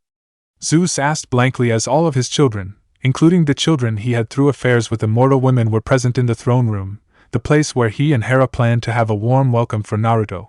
Speaking of his wife, she was pacing back and forth around the throne room, looking nervous and worried. He could understand what his wife was feeling, as he was also experiencing the same feelings but hid it better than her. What if something goes wrong? What will Naruto do when he reunites with them? What is he going to say to them for all the years Naruto had to live alone without his family in the Elemental Nations? He knew that Hera was also having similar thoughts. While the parents were worrying about their son, the other Olympians, however, were having different thoughts about the incoming blonde. Damn man. Apollo was chatting merrily with Hermes with his usual, shiny smile, displayed for all to see, much to their annoyance. I don't know what to say, but I think we're gonna have so much fun hanging out with Lil Fish Cake. You know? I think it's about time we did our jobs as big bros and take our lil bros to a brothel, a 17-years-old hormonal teenager? Yeah, it's good to be young. The god of messengers nodded his head. And Naruto seems pretty fast too. I want to challenge him for a run already. His sandals flapped their tiny wings rapidly while the Olympian god grinned. Dionysus, as usual, was reading a wine magazine and really not that interested in Naruto. Being here was just an excuse for him to get away from Camp Half-Blood as long as possible. Babysitting a bunch of disrespectful demigods could get boring in just a few hours after he received his punishment. Demeter was sitting beside the goddess of the hearth, Hestia, who was tending the main hearth. Aside from Zeus and Hera, Hestia was one of the only goddesses that really wanted to get to know Naruto as a family member, which wasn't a surprise since it was her main domain. Demeter, however. Do you think that he loves cereal, sister? Demeter asked, clearly unaware of the blonde's love for a more unhealthy kind of food, even if ramen noodles were made of cereal. I don't know, sister. The kind goddess shook her head with an amused smile. At the far side of the throne room, sitting on their respective thrones, were the rest of the Olympians who were present in the Hall of the Gods. Hephaestus, I need you to fix these weapons up for me, Aries said loudly and dropped a magical bag full of weapons, from the traditional ones like swords, spears, shields to the more modern, heavy weapons like machine guns, explosives, RPGs. I need them in the best condition when little brother arrives, he said with a bloodthirsty grin. Why should I? Hephaestus grumbled, picking up a spear which had many cracks adorning it. He really wondered what Aries did these days when peace was a lot more spread out than before for his weapons to end up in this state. You're going to give them to him as a welcome home gift? No, I want to have enough firearms to show that Blondie who is the bigger man here. Hephaestus just shook his head. Since he currently didn't have anything to do, he took the bag and began to fix Aries' weapons. The last Olympian, however, was in her own little world. Aphrodite was looking at herself in a mirror, with her hand holding a pink lipstick and gently moving the tip on her kissable lips. "What are you doing?" Aries asked his lover with an annoyed tone. "I'm making myself perfect," Aphrodite said as she winked at herself in the mirror. The makeup was applied flawlessly. "The Prince of Olympus is going to arrive, so I can't make myself look bad, can I?" She giggled to herself. It was bad enough that Naruto had showed himself to be a better warrior than Aries, as much as he hated to admit that, and never will. The blonde also caught Aphrodite's interest as well. Not only was she making herself look even sexier than their daily routine, but she also took to her true form. As the goddess of beauty, Aphrodite could change her appearance at will, depending on the perception of beauty of the person she was in the presence of. But this power only applied to mortals, demigods and minor gods, as Olympians could see through her power and get to see her true form, which at the founding of Olympus had driven the gods mad with lust. She was more beautiful than any mortal's perception of beauty. Breathtaking wasn't the right word to describe such an example of physical perfection. With deep sky blue eyes and long, curly golden blonde hair that flowed like a waterfall on her back and the sides of her beautiful visage, the latter which was perfectly decorated with magical makeup that seemed to enhance the woman's beauty even further. She was dressed in a skin-tight hot pink backless dress that hugged her otherworldly voluptuous figure and showed off her sexy curves, especially her wide hip and round ass. The dress was tied together behind her neck, with the upper part just enough to cover the front part of her large breasts, and left the rest of her cleavage for all to see. "Babe, you don't have to look perfect for a little pretty boy who doesn't have a single drop of ichor in his veins." He tried to reason with her, leaning over and put his massive muscular right arm on the armrest of her throne, showing off his muscles. "You do know that you have me, right, baby? Even with these muscles, Naruto still has more charm than you, dear." The smirk on Aries' face instantly dropped after hearing Aphrodite said that. "He's so handsome, not to mention so adorable with those whisker marks. It just gives him a feral look. It's so appealing, and, from what I've seen, he sure has lots and lots of stamina." Aphrodite daydreamed. This was just more reason for the god of war to punch Naruto's face in. "Father, we're ready." Athena's voice rang inside Zeus's head, which snapped him out of his musings. The master bolt instantly appeared in his hand and Zeus shot a massive bolt of lightning to the sky, making the other Olympians look at him in surprise before understanding what was about to happen. Naruto Uzumaki was about to come. About a minute later, a blue lightning bolt shot out from the sky and struck the throne room's floor. Those who were standing near it instantly backed off to make the room for the ones who just arrived. Artemis and Athena were the first ones to appear from the lightning bolt, followed closely by Zoe. Naruto, however, fell face first onto the ground, crashing into the hard floor. His clothes were singed and his hair became even spikier and blackened at the tips. Transportation like this, while very cool, made Naruto feel like Sasuke just punched him with a full-powered Chidori, and the fact that he wasn't used to it made him fall and look like an idiot. "I'm good." He instantly got on his knees to his belongings, which had fell out of his backpack, before standing up with a large grin. "I'm good. Whoa. Damn." His eyes were as wide as dinner plates, totally amazed at the sight of the place he was in, which was big enough to make the Chunin exam arena look like a small closet. 12 gigantic chairs with different kind of designs, the thrones of the gods, stood in a U-shape around the hearth. Even standing at a distance, Naruto could feel a massive amount of energy radiating coming from those thrones, which surprised him. This whole place has yet to blow up and could withstand such a powerful amount of energy. Naruto. The blonde was surprised once again when a beautiful brown-haired woman threw herself at him with tearful eyes, wrapping her hands around his neck and hugging him tightly against her body, openly crying. Normally Naruto would have blushed because of the sudden close contact with such a beautiful woman like her, but at a moment, a sudden familiar wave of warmth washed over him. Slowly looking down at her, he gasped. "And Mom?" "Yes. Yes, it's me, Naruto." She looked at him and put a hand on his cheek. "It's your mother, my baby boy." Naruto wanted to smile, to cheer in glee, but all he could do was let tears fall out from his eyes as he hugged the goddess who called herself his mother, his arms wrapped tightly around her. He had waited so long for this moment, to be able to feel the motherly love from his mother, who a month ago he thought was truly dead. A little moment in his mindscape wasn't enough to tell her how much he loved his mother, his family. "You're wearing the scarf I made for you." Naruto looked at the green scarf he had wrapped around his neck. "I found it a few days ago." Naruto nodded his head. "Hey Mom, where is Dad?" He pulled back and asked his mother, using his right hand to wipe away his tears. Is he here? Yes, my son, he's here. Hera nodded her head, letting go of her youngest child and stepped aside. Hello, son. The king of the gods slowly approached his son with a smile on his face. Like Hera, while his appearance looked nothing like Minato Namake's, he could feel the familiar feeling of his father coming from the man standing in front of him, the same feeling he felt when he met the Yondaime in his mindscape during Pain's invasion, and when his father came to his aid with the previous Hokages during the Fourth Shinobi War. This man was his dad, and he knew it. Hey Pops! Naruto grinned widely, walking towards Zeus. Zeus spread his arms a little to welcome his son in a fatherly hug. However, the instant Naruto got in front of his dad, Zeus found his son's fist buried in his stomach and delivered a massive blow into his abdomen, knocking the wind out of the king of the gods. Every Olympian save for Aries gasped at his sudden action. And Naruto, what the hell? He coughed. His son really knew how to punch. It had been ages since Zeus received a hard blow like that, and he would never think that his youngest son would be the one who struck him this hard.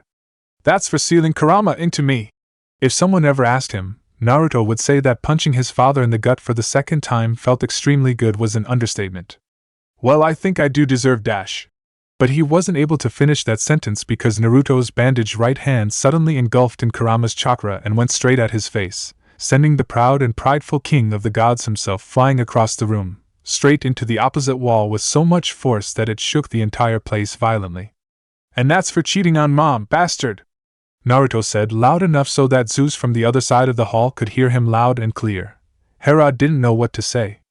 Her son just punched her husband in the face with so much force it sent the most powerful god flying like he was just a simple punching bag. A side of hers was so satisfied to have her beloved son stand up for her like that, which never happened before with her other sons, but another side of hers wanted to scold her son for what he did. Damn, Apollo and Hermes said at once with dropped jaws, turning their eyes back and forth between Naruto and a stumped Zeus, who was wiping the ichor from the corner of his mouth and checking his slack jaw, which appeared to be punched out of the place by his human child. Wow, did you see that, Kurama? Naruto said in amazement while looking at his right hand, which had returned to normal. I think that with this new hand I really don't need to transform my whole body to fight. I agree, but was it necessary to do that? Kurama asked, sighing boringly. Well, but he was stopped when his mother swatted him on the back of his head slightly. No fighting between family, understand? She told him with a motherly glare, the kind of eyes a mother gave to her child when she caught him with his hand in the cookie jar. Yeah, but he does deserve it for cheating on you, Naruto said firmly. Athena told me everything after she called Dad father. I knew something was off with these gods thing. During the teleportation, Naruto was able to force the goddess of wisdom to tell him everything, and to say he was shocked to know that his father was literally a man-whore was an understatement, cheating on his mother for thousands of years without stopping. Having a punch to the face from his son was the least kind of punishment Naruto could think about. So you know? Naruto nodded his head without even turning around to look at Zeus. From now on you better watch your move, old man, or I'm going to kick your ass. Naruto turned around and glared at him with a smirk before turning around to look at his mother. So Mom, can you introduce me to the rest of our big family? He asked with a happy smile. A palm then collided with his upper back in greeting as he stumbled forward to regain balance. Looking at the side, the blonde saw a handsome-looking teenager about 18 or 19, with sandy blonde hair and outdoorsy good looks, a bright and playful smile and a look that just screamed, movie star. The guy was very tall, taller than him by almost a head, and was dressed in jeans, loafers, and a sleeveless t-shirt. But what surprised him the most was that his face greatly resembled a certain feisty moon goddess. Yo, little bro, Apollo said with a bright smile. I take that you already know little sis over there. He pointed his thumb at Artemis, who was crossing her arms underneath her chest, but instantly turned to glare daggers at Apollo. Apollo, for the 1000th time, we're twins. The goddess of the moon scolded. Plus, mother birthed me first. Whatever, little sis, don't call me that. Naruto chuckled a little at the brother and sister's bickering. Well, good to see you, Apollo. Naruto grinned at him. The name's Naruto. I know, fish cake. Apollo said with a hint of humor in his tone and held out his fist, which Naruto punched it lightly. Now we're talking. Guy's shining smile stood no chance against this guy's bright smile. Naruto was sure of it. So, I take it we're half-brothers? Naruto grinned at him. That's cool with me. He didn't have any problem with Zeus' other children, It just made the family he always wanted bigger. How do you do, Naruto? A middle-aged man with a muscular build, curly black hair, blue eyes, elfish features, and a sly grin approached him. He was wearing a black suit and his shoes. The coolest thing about this man Naruto could think about was his shoes, which had a pair of tiny wings flapping slowly on each of them. I'm Hermes, god of messengers, astronomy, thieves, roads, swordsmanship, and speed. Yeah, Athena forced me to remember every single detail. Naruto nodded his head, glancing at the goddess of wisdom a little before turning his eyes down Hermes' shoes with excitement. Can those things, let you fly or something? You mean like this? Naruto whistled when Hermes' body was lifted off the ground and floated on the air with the help of his magical shoes. Where can I find one of those? Naruto asked, amazed. Suddenly, a thick and powerful scent of perfume hit his nose, the kind of perfume Ino and the more girlish girls of Konoha would use, but about 100 times or so stronger. What do you want, Aphrodite? Naruto could hear annoyance in his mother's voice as the most beautiful and attractive woman he had ever seen in his life slowly approached him with an alluring smile on her face. How cold of you, Hera! The goddess of love giggled, her blue eyes fixed on Naruto. Well, hello there, handsome. Her voice was sweet. He could hear Artemis sniggering mockingly behind him. Any advice about her, Kurama? Naruto asked his partner. This woman smelt exactly like trouble. She made his instincts go haywire. Athena never mentioned anything about this woman during her lectures, and since she definitely didn't forget to, there must be a reason when the goddess of wisdom decided to not tell Naruto about something. Let's see. The fox scratched his chin slightly. Your mother once told me about her. Aphrodite? The goddess of love and beauty. Oh, Naruto nodded his head. His mind replayed Artemis and Zoe's reaction when he asked about whether or not they had a love gods. And also of lust and sexuality. Naruto nearly fell face first to the ground. When it came to keep a close relationship, maybe she is only second to your dad. Hera always complained about her, She cheated on her husband, who is your brother. Kurama groaned. These humans' relationships were too complicated for his liking. For her lover, who is also your brother. I think I get it now. Naruto, at the outside world, slammed his fist into the palm of his other hand. Surprise everyone. I think I read about these kind of girls in a book Athena lent me. Oh, and? Aphrodite asked sultrily, slowly closing the gap between them. Let's see, the right word is floor, no, score. Athena instantly knew what Naruto was going to say. Whore? That's it, you're a whore, he declared like it was the most obvious thing in the world, leaving everyone stunned and froze in absolute shock. Aphrodite felt like her world was just shattered right in front of her eyes after hearing Naruto calling her that, a whore. She had been called that many times before, to the point she was now completely immune to insults. But those insults were never said by a male. Most of the time it was Artemis, never a mortal man like him, and that pissed her off to no end. Sorry? She then used her charm speak. But what did you call me again, Naruto dear? Kurama roared out in laughter before shaking his head, reacting rapidly and negating the effect of the goddess of love's charm speak. She is using her godly power to charm you, Naruto. The fox warned, be careful. Sorry, but that won't work on me. He took a step forward and used his index finger to flick Aphrodite on her forehead, strong enough to push her down to the ground and stun her momentarily. Aphrodite gasped in shock when she fell on her backside. Her charm speak failed. Her charm speak never failed before. Not even the gods themselves could withstand the effect of her full-powered charm speak. If you know what is good for you, Aphrodite. She heard Hera's voice talking to her through telepathy. Stay away from Naruto, he isn't someone you can play around with. The goddess of love bit her lips. It seems that she would have to wait for another opportunity. Naruto turned his head to the next god who was slowly approaching him. He was a huge and ugly lump of a man with his shoulders at different heights and a huge, bulging, misshapen head and his leg in a creaking steel brace, with a wild brown beard that sparks fire from time to time. He was the only Olympian he saw so far to show such extreme physical injuries. However, he was also very muscular. His face is red, lumpy and covered with welts. Hello, Naruto greeted him politely.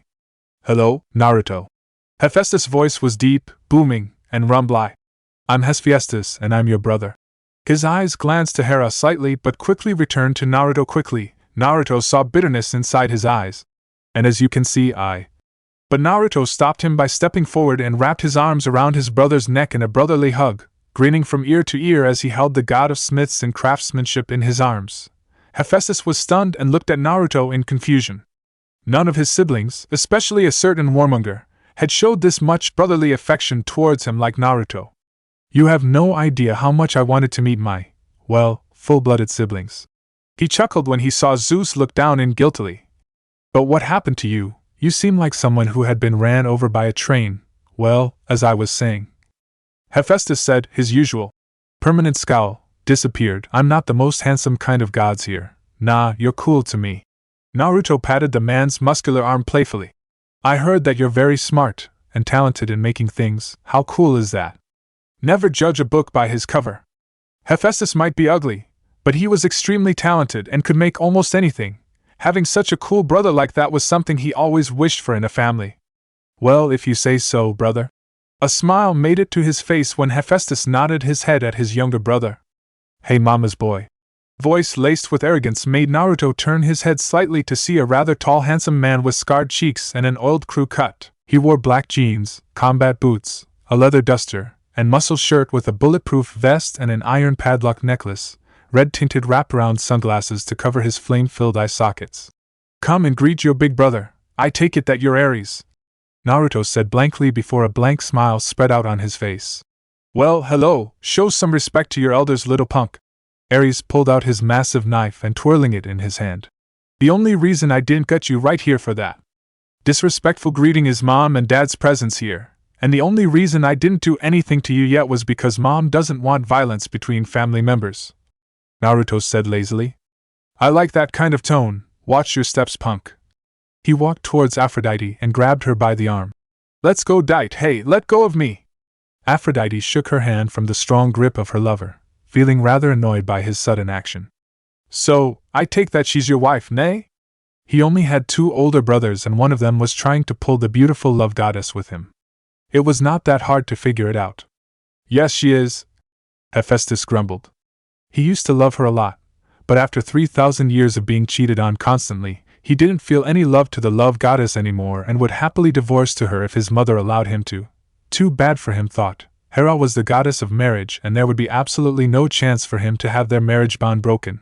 Ares left the place while mumbling about going to the mortal world to find a woman, as Aphrodite had refused to go back to his place this time. And nice to see you too, brother, Naruto shouted over. The love goddess turned around and winked at Naruto, who just laughed forcefully at that. From what Kurama told him, Aphrodite was a woman with a happy-go-lucky attitude and immunity to insults similar to him. She was someone who usually just shrugged off insults and lived her days without caring about it one bit. Naruto could already see himself in a future with Aphrodite poking her head into every single corner of his life, as the goddess seemed to take a liking to him already. Oh, how right he was. Forget about it now. Naruto looked around. Where is this super kind goddess of the hearth and family, who Athena told me about? I think she was talking about me. Another goddess walked toward him gracefully from the hearth, followed closely by a woman with long blonde hair the color of ripe wheat, and wore a bright green dress with a dark cape, which gave her the appearance of a fresh plant breaking through fertile earth whenever she moved.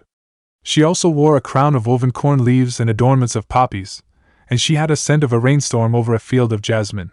Unlike Aphrodite, whose beauty seemed otherworld, the goddess of love didn't have the kind of natural beauty Hestia, the goddess of the hearth, had. She was sweet and beautiful in an unpretentious way. She had an honest smile, warm brown eyes, and black hair that framed her face in ringlets. She wore a plain, modest brown dress and kept her hair tucked under a linen shawl. And Hestia, right? Naruto smiled and hugged the black-haired woman tightly, who welcomed him with a tight hug. Welcome to Olympus, nephew. She smiled warmly at him after pulling back. And welcome to the family, thank you, Aunt Hestia. Naruto smiled and turned to the last woman. And you're Aunt Demeter, right? Why, yes, I am. The goddess of the harvest nodded her head. Tell me, Naruto, do you like cereal? She asked hopefully. No, truthfully it is one of my least favorite meals. Naruto shook his head and Demeter was taken aback by his declaration. I like ramen more. He smiled sheepishly.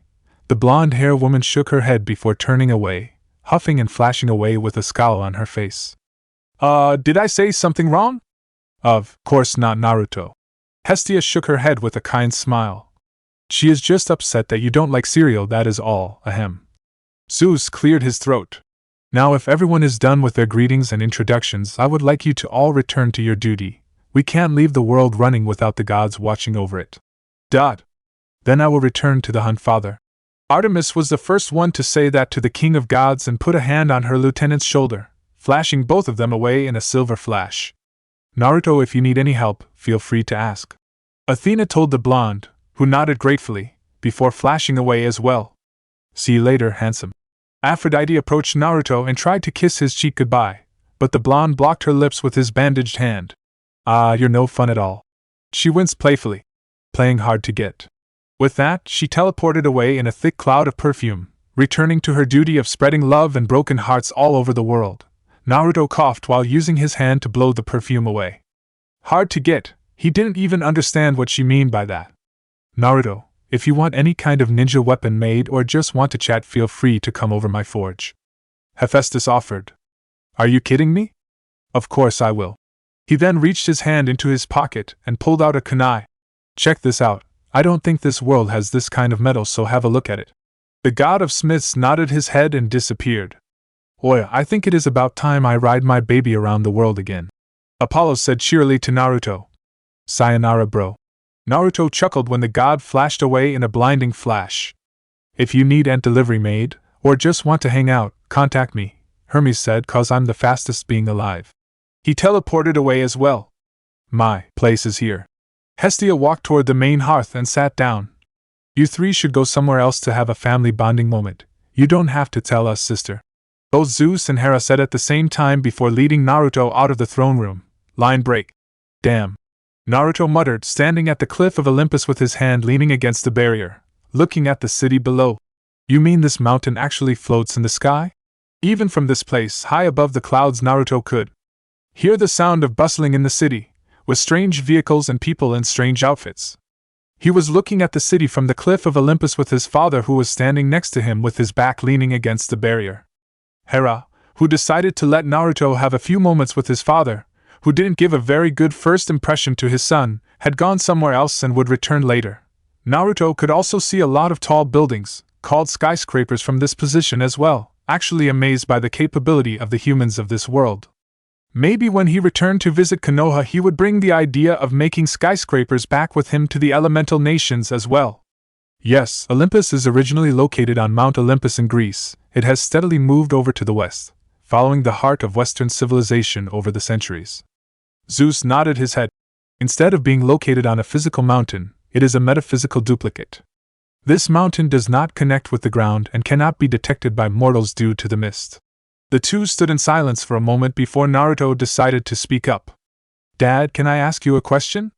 Of course, my son. Why did you cheat on Mom? Naruto asked. His voice remained as calm as possible. Was she not enough for you? I had nothing to say for my actions in the past, Naruto. Zeus shook his head. I fathered too many children with other women, Athena, Artemis, Apollo, Hermes, but you, Naruto. The god turned to his son with a smile. You're my redemption to her.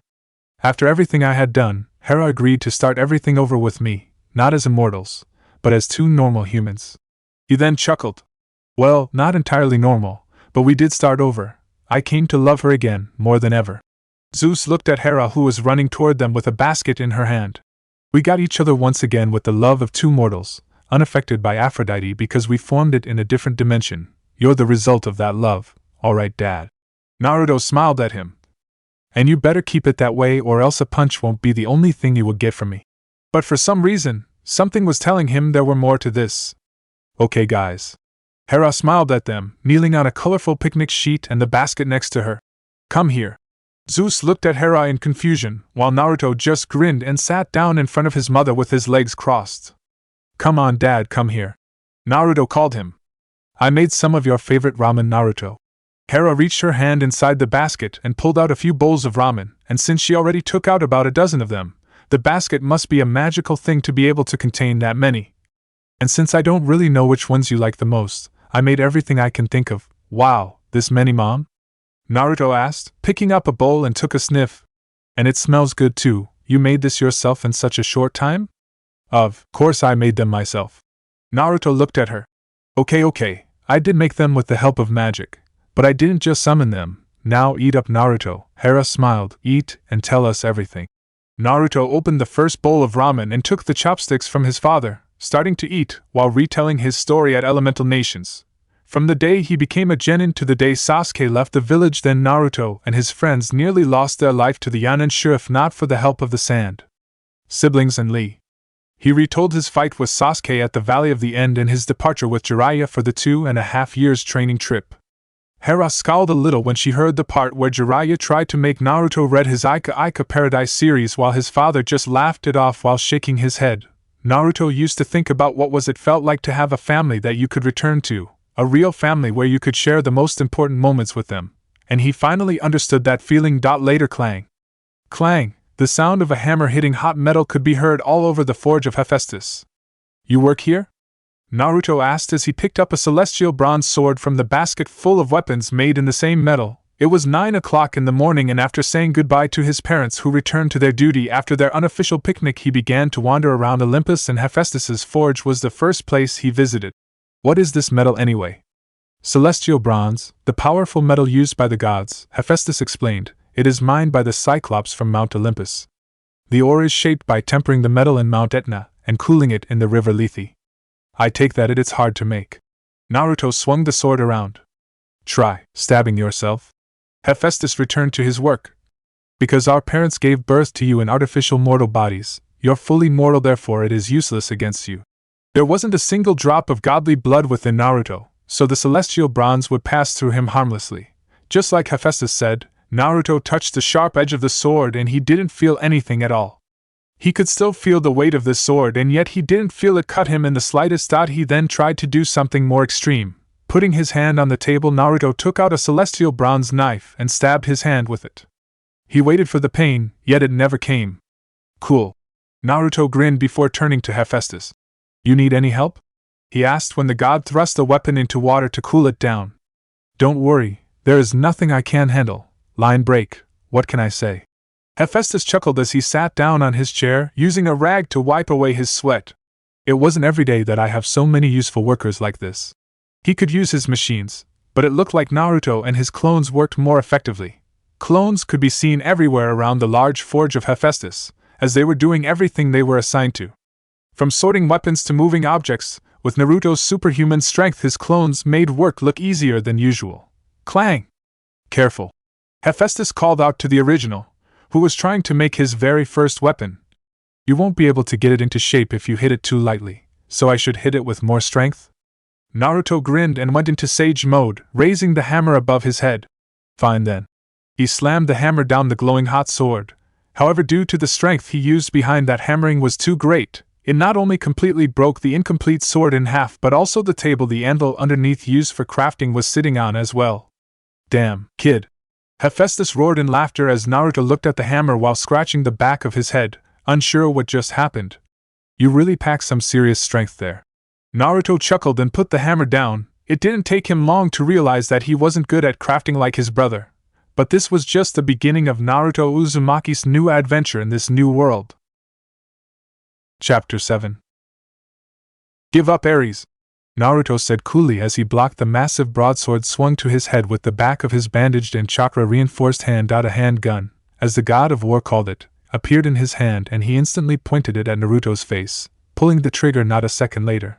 However, what he didn't expect was for Naruto to jerk his head out of the way so fast that Aries saw an afterimage, making the bullet miss its target. I'll say it again, it's no use. Naruto disarmed Aries by kicking his arm only for the god to grab his little brother's foot and tug on it to throw him away. Naruto backflipped in the air and landed gracefully on the ground, using chakra to propel himself into Aries' personal space and using the momentum to bury his knee into the god's stomach, which was followed with a fast punch to the face. Artemis was right. Naruto mused as he sent the man who was double his size flying back like a ragdoll, smashing him headfirst into the outside wall of the throne room. His mother had prohibited any kind of family fighting, but Naruto had no choice but give his older brother one hell of a beating for messing around with him. A few hours ago. It had been 2 days since Naruto moved to his parents' world and he had more or less gotten used to the godly realm. He spent half of his time here exploring every single square meter of the mountain, taking in everything that was in sight.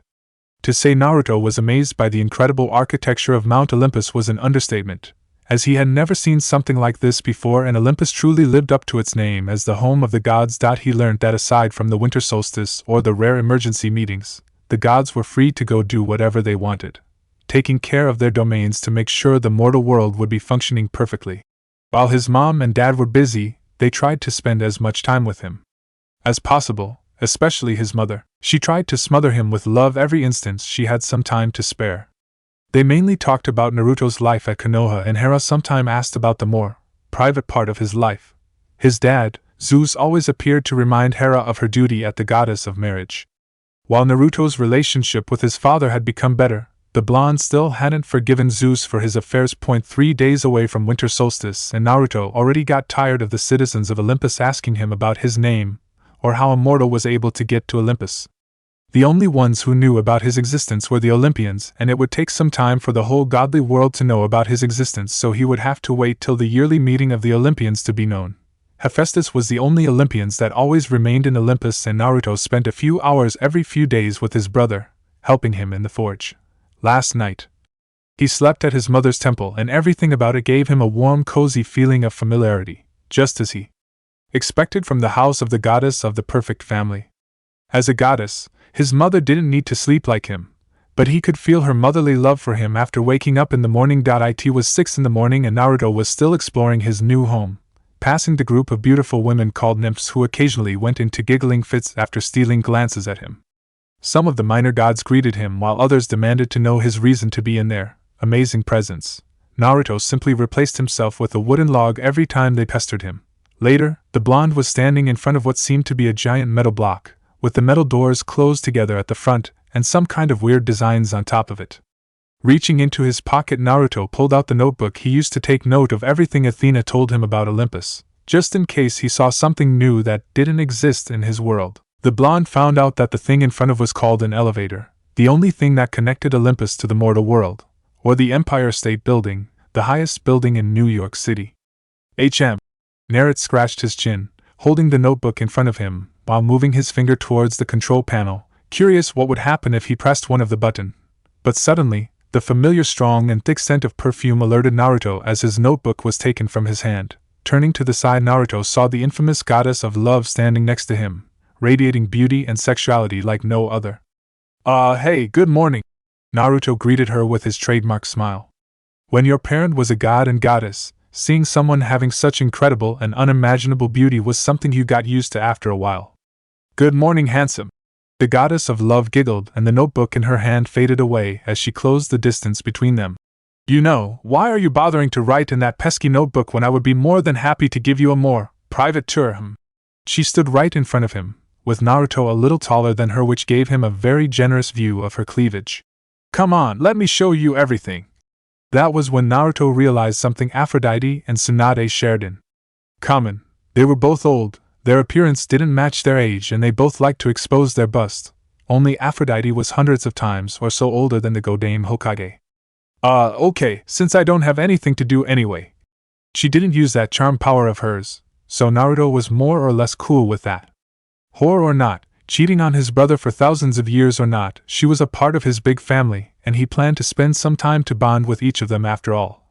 But before they could start make any step, Naruto's stomach suddenly grumbled loudly, making Aphrodite look at him in amusement, and, as a woman, slight disgust. I'm kind of hungry.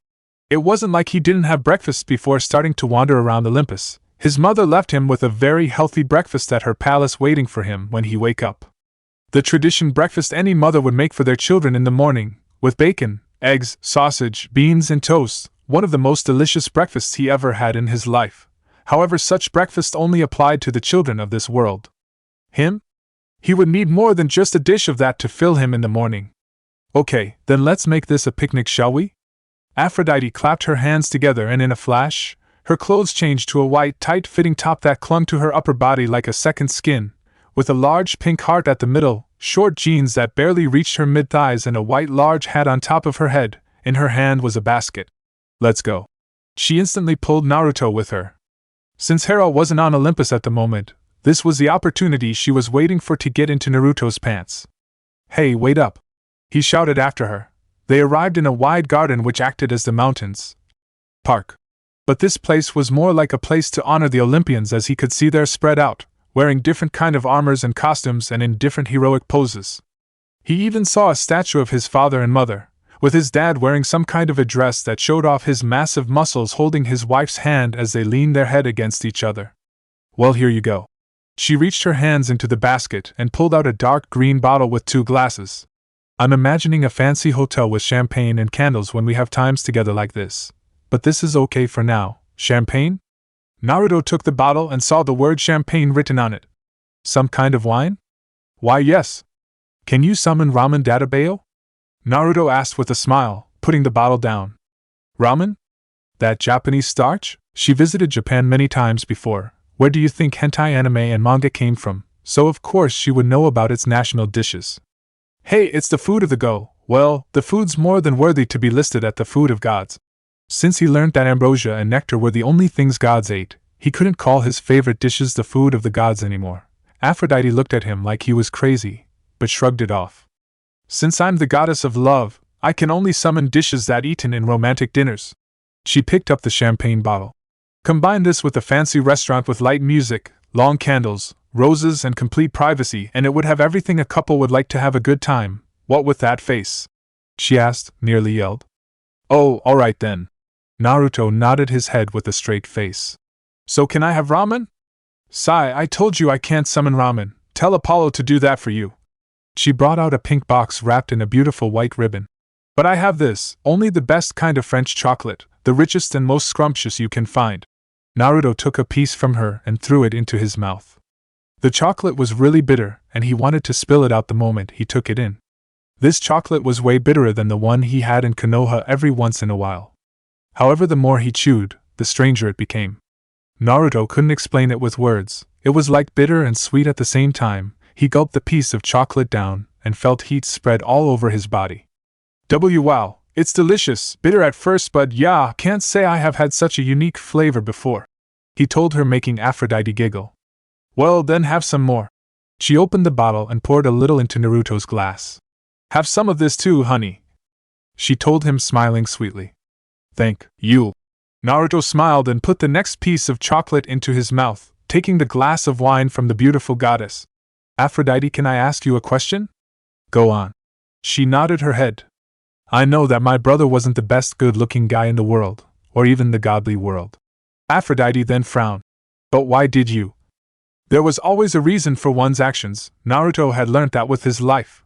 Unlike his father, Aphrodite was the goddess of love, making her the one who understood love better than anyone else. Like Athena, the goddess of wisdom who represented her domains perfectly, Naruto could see that everything about Aphrodite was about love and lust. With his power, it was clear to him that his sister-in-law held no feelings for Hephaestus in the first place. Then how come she didn't marry Aries, her lover, as Kurama told him? But before he could finish his question, Naruto suddenly shot forward and grabbed Aphrodite's shoulders, pulling her out of the way just in time to avoid a gigantic axe swung down from above. The blonde steadied himself on the ground with the goddess of love behind him. His eyes focused on his attacker, Aries, the god of war. You have good reflexes, punk, I'll give you that. The god of war smirked, picking his axe up and putting it on his shoulder. Well, next time you try to teleport behind me, make sure not to do it with someone with big and clear blue eyes like Aphrodite in front of me, he told the god of war. The god's way of transportation was really annoying. If it wasn't for Aphrodite's eyes reflecting Aries, he didn't know if he would have reacted in time to pull Aphrodite out of the place or not. Aries, what the hell are you doing? The goddess of love asked angrily. And did you just try to attack us? The both of us? She nearly yelled. Stay away from my woman Uzumaki. The goddess of war was pretty angry right now. Combine that with his carnal needs that hadn't been satisfied by the one behind Naruto. One could say that he wasn't in the right mood for rejection. And I might just break some of your bones. First, she's Hephaestus' wife, our sister-in-law, not your woman Jack. Ah, jackass, Naruto smirked. Second, why do I have the feeling that if we don't settle down right here, you will keep bugging me for a proper fight in the future? You got it, brat. He turned his eyes to Aphrodite. Get out of the way, woman. Your flesh will be a nice trophy after I finish little bro here in his place. He was as horny as hell, so maybe he was going to finish this fight fast and get his juicy reward. The fight started faster than the goddess of love could follow. The moment Aries finished that statement, she felt her surrounding change magically. You stay here. She saw a Naruto clone standing next to her and another making a jump to avoid Aries' giant axe 100 meters away from them. Boss told me to protect you. The Naruto standing next to her smiled and gave her a thumbs up. The goddess of love couldn't help but gasp. Even though she already saw this ability during Naruto's fight with Aries, she couldn't help but feel amazed and wonder if there was any more use to this power of cloning. You know that you're way too slow, Aries? Naruto said as he dodged all the sharp blades swung at his head, looking like he wasn't trying at all when he stepped to the side to avoid the God of War's attack.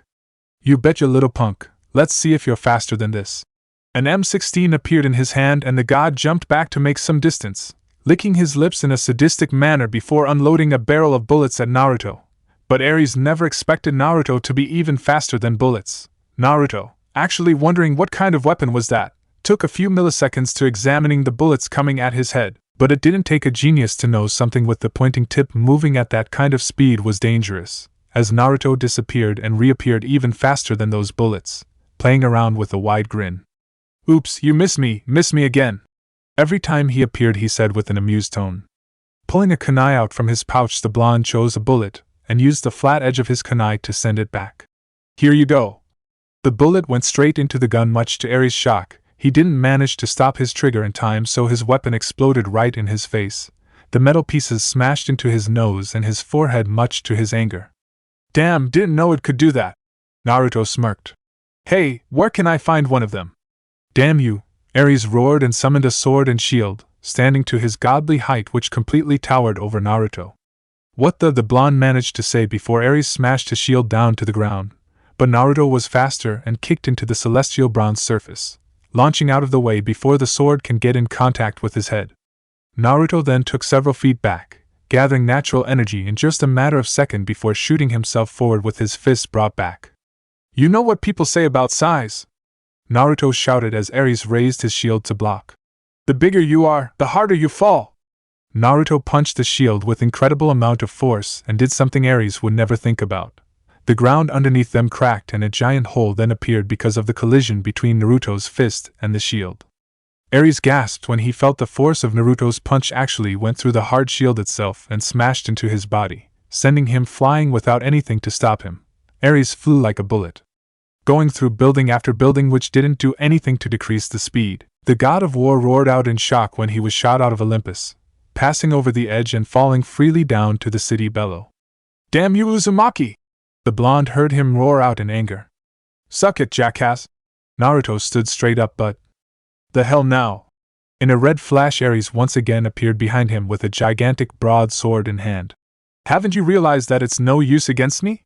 Present, it wasn't like Naruto enjoyed doing this anyway, beating the holy crap out of his brother. It made him feel like Sasuke years ago. Yield, Aries, Naruto said as he knocked the god of war down to the ground, whose face covered in bruises and cuts. Godly endurance was something really new to him. He didn't think that someone could receive such a beating like this and stay conscious. But thanks to Athena, he perfectly understood the god's limit and didn't hold anything back. I think he had enough.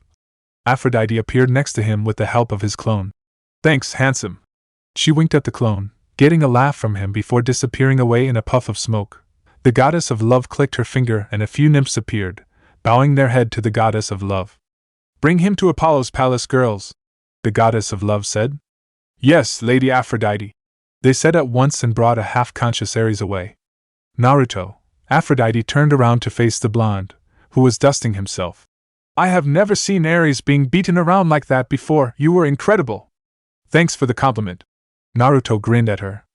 Aries might be the god of war, but he didn't seem to have the fighting skills to back it up like Artemis. So handling him wasn't such a difficult task for Naruto. Anyway, can I have some more of that? The rest of Naruto's morning was spent in the goddess of love's company, listening to her rant about candy and trying out everything she could summon. These chocolate and candy tasted really good. The champagne was outstanding, but he still preferred ramen over the other. Line break later that night. Find a book called Greek Mythology, and you will understand why I cheat on your brother. Aphrodite's last words for him resounded in his head as Naruto headed to Athena's palace. The only place he could think of that had the information he was searching for. He didn't like this feeling one bit, but the closer he got to Athena's palace, the more he felt himself worried about it, like he was about to discover a horrible truth. Aphrodite told him that the book was about the mortals' point of view about the gods they worshipped, and she did warn him that not everything inside that book was a nice thing to read. She said that it was going to change his point of view about this world, that he would never look at his parent in the same way again. Naruto was totally shocked by the goddess of love's words, and it made him want to find out the truth even more than before. Knock! Knock! Knock! He knocked on Athena's temple's door 3 times. Hoping that she was here. He waited for 10 seconds before the stormy gray-eyed goddess opened the door. She seemed to be a little surprised when she saw Naruto. Naruto, what are you doing here at this time? Time was meaningless for a god, but for a mortal like him, it meant a lot. Athena, can I use your library? The goddess of wisdom widened her eyes a little. I want to borrow some books. Chapter 8. The sound of something falling snapped Athena out of her train of thought. The book she was reading was closed as she stood up from her seat and walked over to the direction the noise came from, looking at the door that led to her personal, huge, library, only to nearly gasp in shock upon seeing some of the bookcases lying on the ground stacked on each other. What the? A scowl made it to her face when she remembered who was in there, the only person she gave full admission to enter. You got to be kidding me, Athena muttered under her breath.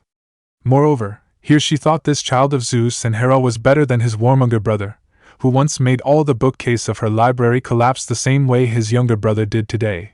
She stomped towards the library section of her palace with the intent to kill the one who was destroying her collection. But before she could even reach the place, an orange blur went past her before she could even see what it was.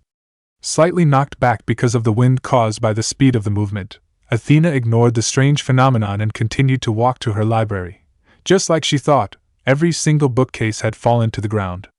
Books were lying all around the floor of her library, and for someone like Athena, this looked like her worst nightmare.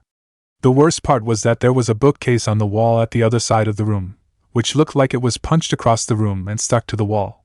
Looking around, Athena tried to search for the destroyer of her library but couldn't find anyone other than herself standing inside it. Curious, Athena recalled the orange blur and realized it must have been Naruto trying to get out of the place before she could get to him. Sighing, Athena clicked her fingers and everything was slowly moving back into place. But something caught her eyes when she picked up a few books on the ground. It was lying open on the table used for reading. Her eyes widened when she realized what that book was about: Greek mythology. At the same time, Naruto ran. He ran like never before across the field of Olympus, crossing streets at lightning speed and almost knocking over a handful of minor gods. His body was covered in Kurama's chakra. His eyes' pupils were showing the combination of Sage Mode and Bijou Mode. Through the use of Senjutsu, he could feel them all, every single immortal being living on Olympus, including his family. When he reached the cliff, Naruto did the first thing anyone with a lot of troubles on his mind would do. If he had balls of steel, that is, he took the jump. He had enough of this place. He wanted to go somewhere else. He wanted to have some alone time to clear his mind. Naruto! Don't! His head snapped to the side and saw the beautiful love goddess Aphrodite standing there with her hand reached out, her eyes wide and her mouth wide opened in shock. She probably thought he was doing something very stupid, which, according to common sense, he was. It wasn't like falling from the floating mountain above the highest building of New York could kill him. However, her shout made him slip a bit. His right foot slammed into the balcony, making Naruto lose his balance and fall off. Olympus head down. Shit! Fuck you, Aphrodite!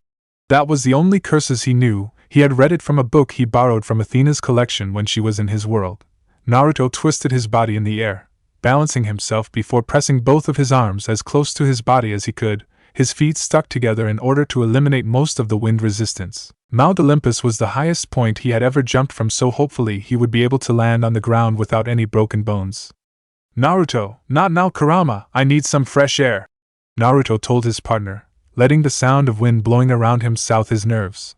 Some of things he read from Greek mythology, everything that was written from the mortal's point of view, were sickening and downright horrifying. Aphrodite had told him to read it to find out the reason behind her affairs. He did find it, along with a lot of interesting things about his family, though he was not so sure he should be calling them that now.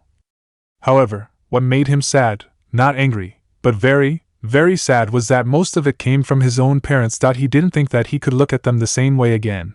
His parents. The Empire State Building was in sight. Naruto once again twisted his body on the air so both of his feet could make the contact with the building. His chakra moved from his stomach to the cores of his feet, ready to stick to the vertical surface of the building. With his amazing skills and control, Naruto managed to land both of his feet on the vertical surface of the building. His hand reached out and stuck to the building, also having a large yet controlled quantity chakra on them to slow him down. Naruto slid on the hard surface of the building, slowly decreasing his falling speed. "The mist will cover you, so don't worry," Kurama advised him after realizing that he just slid across a window with a man standing on the inside holding window wiper in his hand. "How does that work anyway?" Naruto asked, mostly to himself. Unlike the elemental nations, Earth had something called the mist, which covered the mortals' eyes from the unnatural things around them. As far as he was concerned, he wasn't affected by the mist, and he was very pleased to know that. Not knowing what happened around him was not a good thing, especially for a shinobi. When his speed finally returned to normal, he took a strong jump, cracking the window a bit. Landing on the ground as gently as he could, Naruto fixed his jacket and looked around. This was his first time in the mortal world, New York to be exact, but he was not keen on traveling and sightseeing. "Line break. More," Naruto told the barmaid with a very lazy tone. "Aren't you too young to drink this much?" she asked, her hand pouring the wine into Naruto's cup, and he, once again, drank it in one gulp. "Old enough to kill, old enough to drink," Naruto muttered to himself. That statement was something he got from some drunk shinobi drinking with each other after a day of hard work. Strange, what is this wine anyway? It wasn't like he never drank before. After all, most of his role models were either an alcoholic, Tsunade, or perverts with a love for bars, Jiraiya, Kakashi and Iruka, even if the latter would not admit it. Drink to forget, Naruto thought. As soon as he found out a place that resembled the bars around the elemental nations, he went, and despite having no money to pay for the fees later, Naruto immediately ordered the strongest drink they had and began to drink himself silly. He didn't remember how many times he had asked the waitress to fill his cup, but the last time he stopped counting, it was an hour ago. "Vodka." The waitress shook her head before heading to serve someone else after filling Naruto's cup once again. Wondering how someone as young as him could handle so much alcohol, she didn't complain either way. As long as the guy had money, he could kill himself for all she cared. Naruto kept on drinking for another hour before reaching his limit, his vision a little blurry. Not because he was drunk, but the fact that there were so many things on his mind. Folding his hands on the table, Naruto rested his head against them and closed his eyes. No sooner did he do that, he found something interesting happening right in front of him. "I usually do not drink," the woman who just sat down on the chair beside him said. "But I think I will make an exception this time. Give me the same thing he's having," she told the waitress casually. The beautiful woman was drawing a lot of attention from the opposite sex around the bar with her incredible beauty. Not to mention she was also sitting next to quite a specimen. And Hestia, a small smile made it to his face when he realized who she was. "Did my parents tell you to come here to get me?" "No, Naruto," Hestia said softly. "I came here by myself." The goddess of the hearth moved her fingers and smiled sadly at him. "How does it feel, Naruto?" she asked him, even though she knew most of the answer. Naruto didn't why, but he felt as if the only one he could trust right now with his problems was Hestia. "Sad? Yes. Hurt? Probably. Betrayed? Of course. Tricked? Sure. Angry? Not really," he muttered under his breath, even though she could hear him loud and clear. He then turned his head to the goddess. "Aunt Hestia, how can you put up with them for so long? You're a kind and very peaceful goddess, and probably the only one who is still in my good book. Because they're my family, Naruto," Hestia said softly. "So it was true," Naruto muttered. He still had some doubts over what he read, but now he finally found out it was all real. "Family doesn't throw their member from Olympus to the ground when he was a baby," Naruto said with the emotionless tone. "Family doesn't fight over each other to decide who is the most beautiful, which results in a war killing thousands of people." The list went on and went on, to the point Naruto hardly believed that some of them were real. "I don't know what to do anymore, Aunt Hestia." Naruto grabbed his face, looking at the glass of vodka in front of him. "They're my parents, and yet, they did something unforgivable so randomly just because they are gods and powerful." He then thought about Aphrodite. "They forced Aphrodite to marry my brother, someone who she clearly doesn't love. Despite everything she did, how could they force a love goddess to marry someone she doesn't love? For someone who is just getting used to this world, this is a lot to take in, isn't it?" Naruto couldn't help but nod his head. I need time to think, time to accept this. Those were the things they did in the past, and I can't change it. He whispered and drank his wine in one gulp. The past is the past. The only thing I can do now is to look at the future. Then suddenly a lightning bolt struck. Said lightning bolt seemed more powerful than normal ones. Zeus is calling for a meeting of the Olympians. Sooner or later they will come searching for you, Naruto. Hestia told him, pulling out a stack of dollars and giving it to the barmaid. I will let them try. Naruto muttered. I don't think I should return to Olympus at this time, Auntie. I might blow the whole place up if I do so, he said truthfully. He really wanted to blow something up right now. Can you not tell them? Of course, Naruto. I respect your decision. Hestia nodded her head. But what are you going to do now? I don't know, but I think I can manage to find something to do to pass time and know what I need to do, to me and also the ones living in the sky, Naruto said. It's too bad that now I don't have any way to go back to the elemental nations. You can find that help from me, Naruto. Hestia smiled at him. If you want, I can secretly bring you back to your home in the elemental nations. But you have to promise me that you won't stay there forever. This place, this family needs someone like you, Naruto, she said. I will, Auntie. Naruto nodded his head, leaning his head back against his chair and closing his eyes. In the blink of an eye, Hestia disappeared, as if she never sat next to him in the first place. Looking at Hestia's glass of vodka, he saw that she didn't even touch it at all. Reaching his hand to the cup, Naruto put it close to his mouth, drank the strong substance in one gulp before standing up and getting out of the bar.